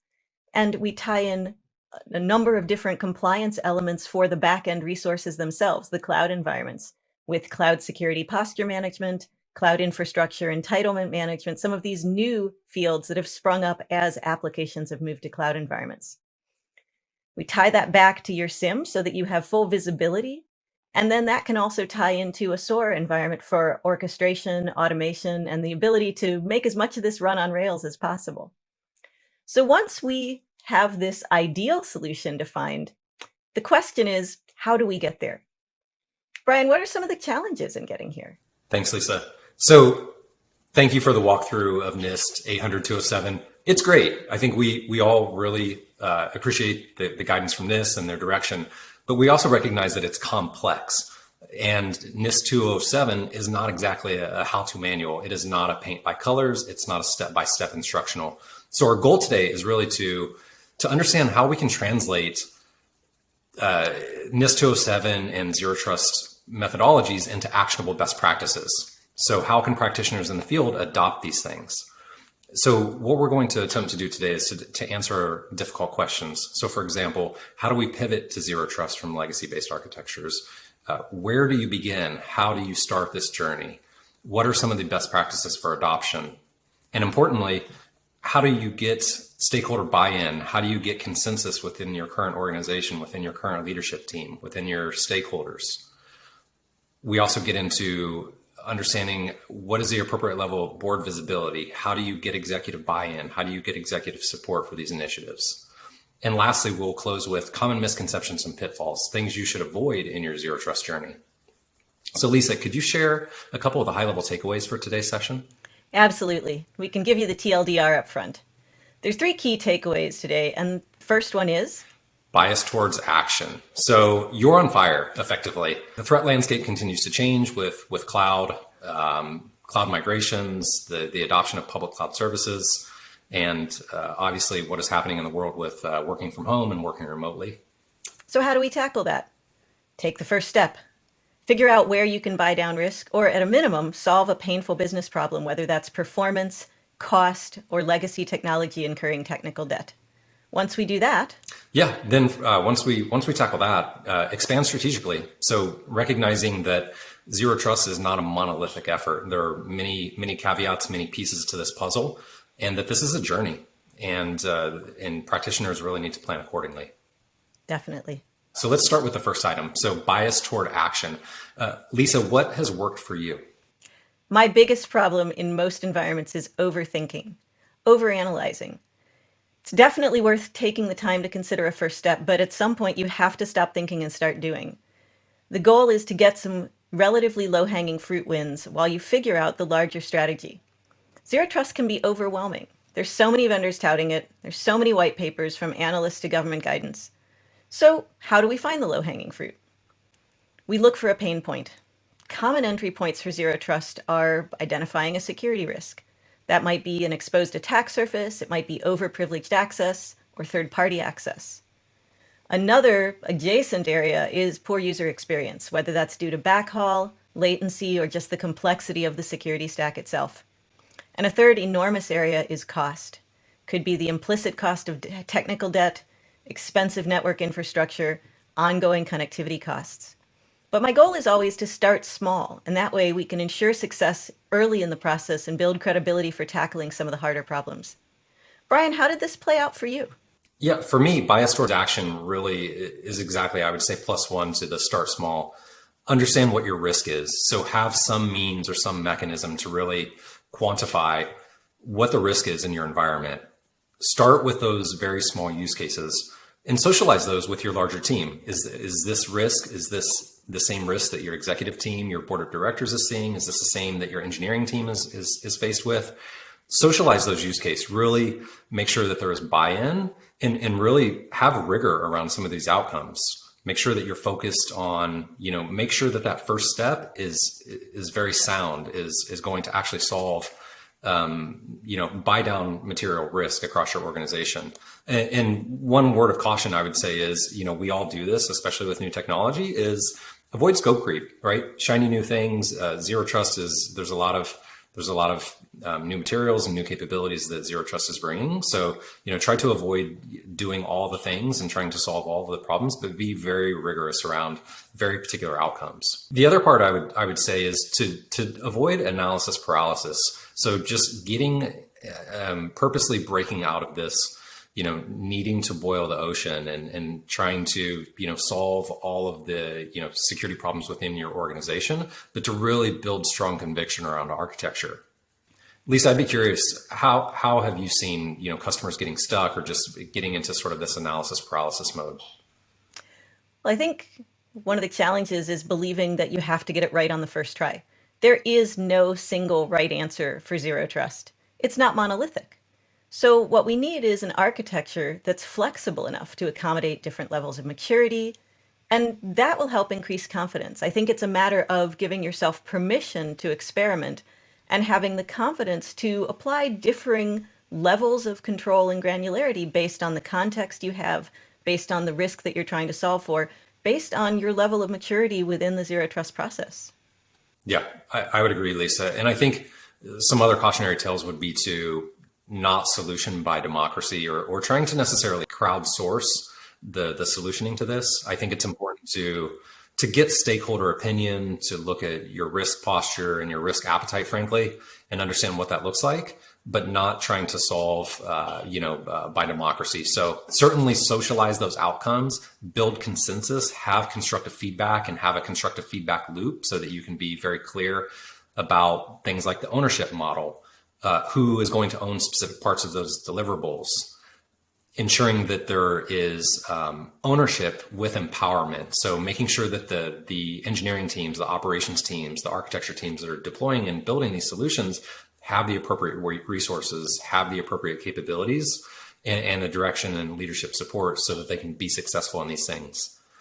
And the last part, I think, to this is program management. So having strong discipline, having good governance around how you manage these large projects, right? These zero trust projects, as we mentioned, are not monolithic, right? It's not just your identity and access management team. It's not just your endpoint security teams. There's a lot of moving parts to zero trust and to get it right. So making sure that you have a clear path on how do you escalate blockers, who are the decision makers, how does your project steerco work, steering committee, versus the folks that are in the project core teams, and making sure that you have really good discipline and rigor around that. That's key. And I want to call back to something you just said, gaining consensus across the organization, whether it's your stakeholders, your board, or the boots on the ground that actually have to implement this stuff. For a really long time, IT security was seen as the department of no. No, you can't do that. No, I won't open that up. No, we won't connect that connection. And it was really seen as a business inhibitor. The move to zero trust can actually be leveraged to remove brittleness and remove the friction of the mismatch between our traditional network layer controls and user to application needs. And that offers new flexibility so you can accelerate existing initiatives and enable new ones.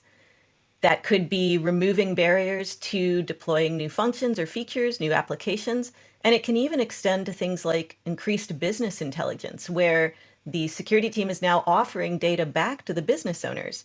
So instead of being the department of no, N-O, we can actually empower your IT security team to become the department of no, K-N-O-W. Brian, what was most effective for you in building consensus? For building consensus for me, I like to approach this as far as rallying stakeholders around a common goal or objective.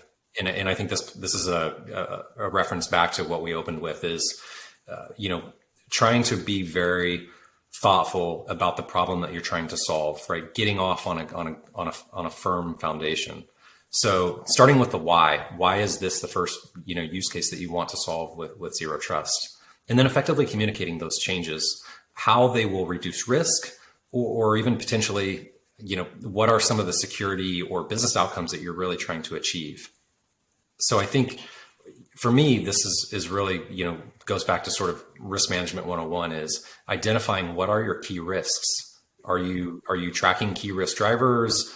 And then ultimately, how do you map those back to your controls? And when I speak of controls, I think Lisa and I will be speaking really about, all the broad spectrum of controls. So people, process, and technology, not just the technical security controls that we love to focus on, but just being very holistic around your approach to this. And then being able to really quantify risk reduction outcomes. So for example, if you're going to implement some sort of zero trust controls, really understand and be very thoughtful about how that control is ultimately buying down risk in your enterprise, be it third-party risk, endpoint security risk, data at rest, data at transit, being very thoughtful about which particular controls are really buying down which particular risk across your organization. So Lisa, good discussion around having bias toward action. How do you recommend folks get started? So with apologies to William Gibson, zero trust is already here. It's just not evenly distributed. There are a number of different approaches, and one that I'm seeing really take off is to start by not trying to go all the way to zero trust at one go. Move to the cloud-centric model. Leverage a secure access service edge approach. So shift your connectivity model from an exposed VPN with an open inbound listener that is a tempting target for attackers to something that's more cloud-based that can distribute traffic without that exposed attack surface. That will build the foundation to get to zero trust access. When you move to an outbound-only connection, something like the Zero Trust Exchange offers, you get a bunch of key architectural benefits immediately, even if you just replace your VPN gateways and make no changes to policy. We can eliminate that external attack surface, we can eliminate backhaul and hairpinning within the organization, and we can drastically improve visibility. So then you have visibility into the user activity and workflows that you maybe didn't have before, This now gives you a strong foundation for identifying priorities and building towards your larger strategic goals. And you can really apply Zero Trust one use case at a time, one user community at a time, one resource group at a time, rather than having to try to eat the elephant in one bite. So, Brian, what else would you say we need to do? For me, I think I would also say just stop making investments in legacy technologies. I think you have an opportunity as you have renewals come up, revisit those decisions. I think some of the decisions we make as practitioners, we get handcuffed to those things. So really be critical about, are those solutions, are those technologies, are those capabilities meeting your current needs? Are those solutions effective? Are they achieving your business outcomes? And more importantly, are they directionally aligned with your current strategy? As we know, most businesses, sort of irrespective of what, vertical you're in, most folks are moving to public cloud. Most folks are going through transformation journeys. So making sure that the technology and the products and services that you have within your security portfolio are directionally aligned with that strategy, because they may not be. And the other big one that, I think we as practitioners, myself included, is overcoming the sunk cost fallacy. So considering, technical debt, and I think this is one of the ways in which practitioners really get stuck in these tech debt holes, is making sure that, those investments that we've made as part of our legacy portfolio, really reconsidering some of those investments and using that renewal time to potentially revisit some of those decisions. Sure. So you're considering things like the CapEx invested in your appliances and your dedicated connections, but you might also be considering the OpEx of configuration, management, troubleshooting across multiple resources, multiple security products, multiple interfaces, multiple log formats. Absolutely. Yeah. Thank you for calling that out. That's a great observation. The other challenge, though, is you really have to not boil the ocean. Otherwise, you will never start. So once you've identified some form of low-hanging fruit, understand how it fits into the larger plan, but really think carefully about a phased approach so you don't take on too much at once. You don't have to have every answer up front. You may need to do some form of application discovery. You may need to improve your user groupings within your identity and access management. So assess what you have, leverage the context and the controls you do have, and then also build from there. Absolutely. It's important that we recognize as well, a lot of the capabilities and a lot of the technology that we have deployed supporting our security infrastructure and IT infrastructure, those solutions worked great a decade ago, but they aren't necessarily best suited for the modern threat landscape. So cloud, mobility, working from home. I think it's critically important that we recognize, I think to your point, Lisa, when you're in a hole, you need to stop digging and use these opportunities to reevaluate your infrastructure and architecture. Sure. Don't just keep trying to stretch your existing network-centric controls into today's cloud and mobile use cases where they don't serve well. The question to ask is, if you were designing a solution from scratch to meet your needs, not just today, but in the future, would you use yesterday's technology? Often you can expand into a more modern approach, and that can simplify this transformation journey. So you have a bias towards action. You've gotten a quick win. How do you keep the momentum going? How do we transition from tactical to strategic? Brian, what do you think here? Yeah, this is a tough one. And I think something that we need to be very thoughtful and very disciplined as far as the strategy. And I think that there are very different approaches. As you mentioned, the tactical, sort of the, now to within, whatever that time frame for your organization is, 12 months for most organizations. But I think that strategy is very different than your strategic approach, which may be 24 to 36 months out. So I think that they're sort of very different plans. And obviously, as you start to get out into the 24 to 36 month view in that window, it's more opaque and it's a little bit more vague. But I think having that synergy between your tactical plans and your strategic plans is critically important. And I think that it definitely helps when it comes to execution. So what I would say is, again, quantify risk and prioritize accordingly. So whatever the things that you've identified in your organization that bring the most security risk or business risk or risk to your intellectual property, whatever your particular use case is, making sure that you're prioritizing those use cases and start there. And then making sure that you're working across the various stakeholders within your organization to really flesh out those particular use cases. What are the drivers? What are the various urgencies? And really getting disciplined about stack ranking those priorities and really focusing your execution on those particular outcomes. I would also say it's critically important to work with the stakeholders to understand what their concerns are, or potentially even some of the concerns that may not be on their radar. So you may have a population of users that may not necessarily understand some of the risks. We often see this with some of the legal teams or some of the compliance teams and so on. So just being very thoughtful about how you approach this. And then also really just being very open with communication about some of the, the current state architecture and some of the benefits of this transformation, really sharing and being a champion to really advocate for why this change is meaningful and why it will ultimately buy down risk within your organization. So I think having a compelling story, being able to effectively communicate what those challenges are, and also, frankly, what the benefits of the transformation are, will ultimately help get buy-in, and will also help to shape that picture of how you transform from sort of a very tactical project-based approach to thinking about security and zero trust in more of a strategic lens. Sure, and that ties back to your point earlier about starting with why. It's a lot easier to evolve towards a zero trust strategic overall initiative if you've got buy-in and people understand what you're going to get out of it. The other piece of it too is if we do tackle one use case at a time, if we break it down into manageable phases, then we can recognize that each use case might require differing levels of control, might involve different levels of context. So at the larger picture, you can leverage the tools you already have, but you can also identify gaps in your ecosystem. You might be fully prepared for some use cases. You might need more information for others, and that's okay. You can do them serially or in parallel, depending on your urgency and your resources. You can really apply that crawl, walk, run methodology. I love that one, Lisa. That's one of the favorites. I always reference crawl, walk, run in that exact order. So the other thing that I would say is you don't have to do it alone. I think recognize that there are opportunities for you to potentially bring in professional services or even potentially staff augmentation to help with some of these objectives. The interesting part about Zero Trust Journeys is you may not necessarily have the expertise on your particular team to really execute on some of these, and that's okay. Making sure that you recognize that up front and bringing in the necessary help, bringing in an expert, bringing in a MSSP or other provider to potentially help with some of those services and the delivery of those services. The last part I would close with is one of the things that I've personally seen a lot of value in is building a mutual delivery plan or an MDP.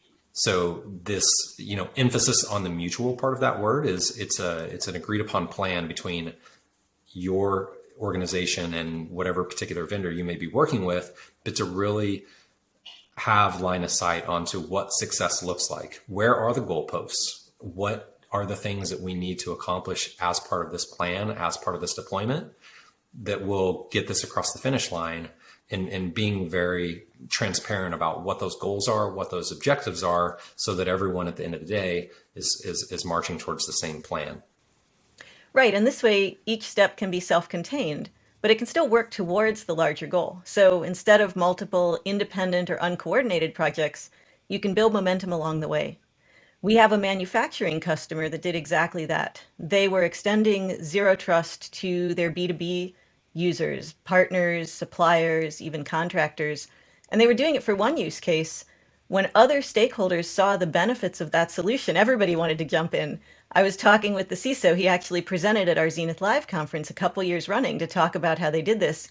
And it kind of felt like he was a victim of his own success. He had to figure out how to accelerate his deployment to accommodate the need. So Brian, you want to kick off our summary for us? Absolutely, Lisa. Thank you so much. So, wow, we have covered a lot of ground in a relatively short period of time. So thank you for the partnership on this. And to recap, for Zero Trust adoption best practices, we want to have a bias towards action. So recognizing that the world has changed, public cloud and work from home have changed the attack surface, really avoiding analysis paralysis and having that strong bias to take action, recognizing that you are on fire. Some of the legacy controls that you have in your tech stack may just be tech debt and not necessarily having the security efficacy that you need. really being focused on doing versus overthinking and falling in the trap of the analysis paralysis. And as Lisa mentioned, really getting some quick wins, come out of the gates strong, really focus on a couple of use cases that are really impactful and demonstrating that you can get some quick wins, build confidence within your team. Absolutely. So once you've decided to go forward, how to take the first step is to recognize that it doesn't have to be monolithic. You don't have to solve the entire problem at once. You can break it down, identify pain points, identify risk points, identify cost points, and really focus on those. And as you do that, look for opportunities to move away from legacy controls that may be holding you back, as Brian said. Really look for a design that takes you into the future, where you can solve multiple problems in a way that builds towards a much larger strategic goal.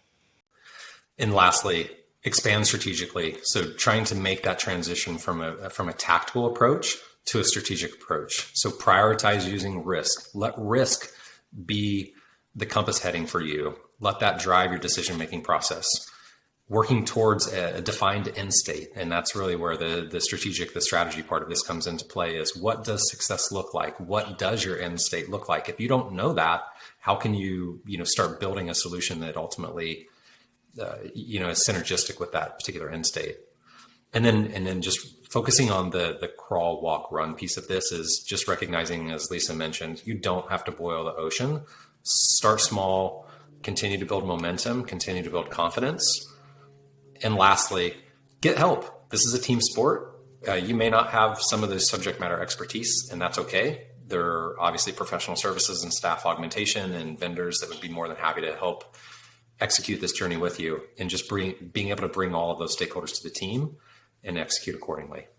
And speaking of team sport, if you're interested in continuing this conversation and digging deeper into your use cases and your priorities, feel free to reach out to us. We're happy to apply some of these principles in your environment. Absolutely. Thanks so much, Lisa. This was a great discussion. Really enjoyed it, and I appreciate the partnership. Thank you, Brian. It's always fun to collaborate with you. Have a great one. Cheers.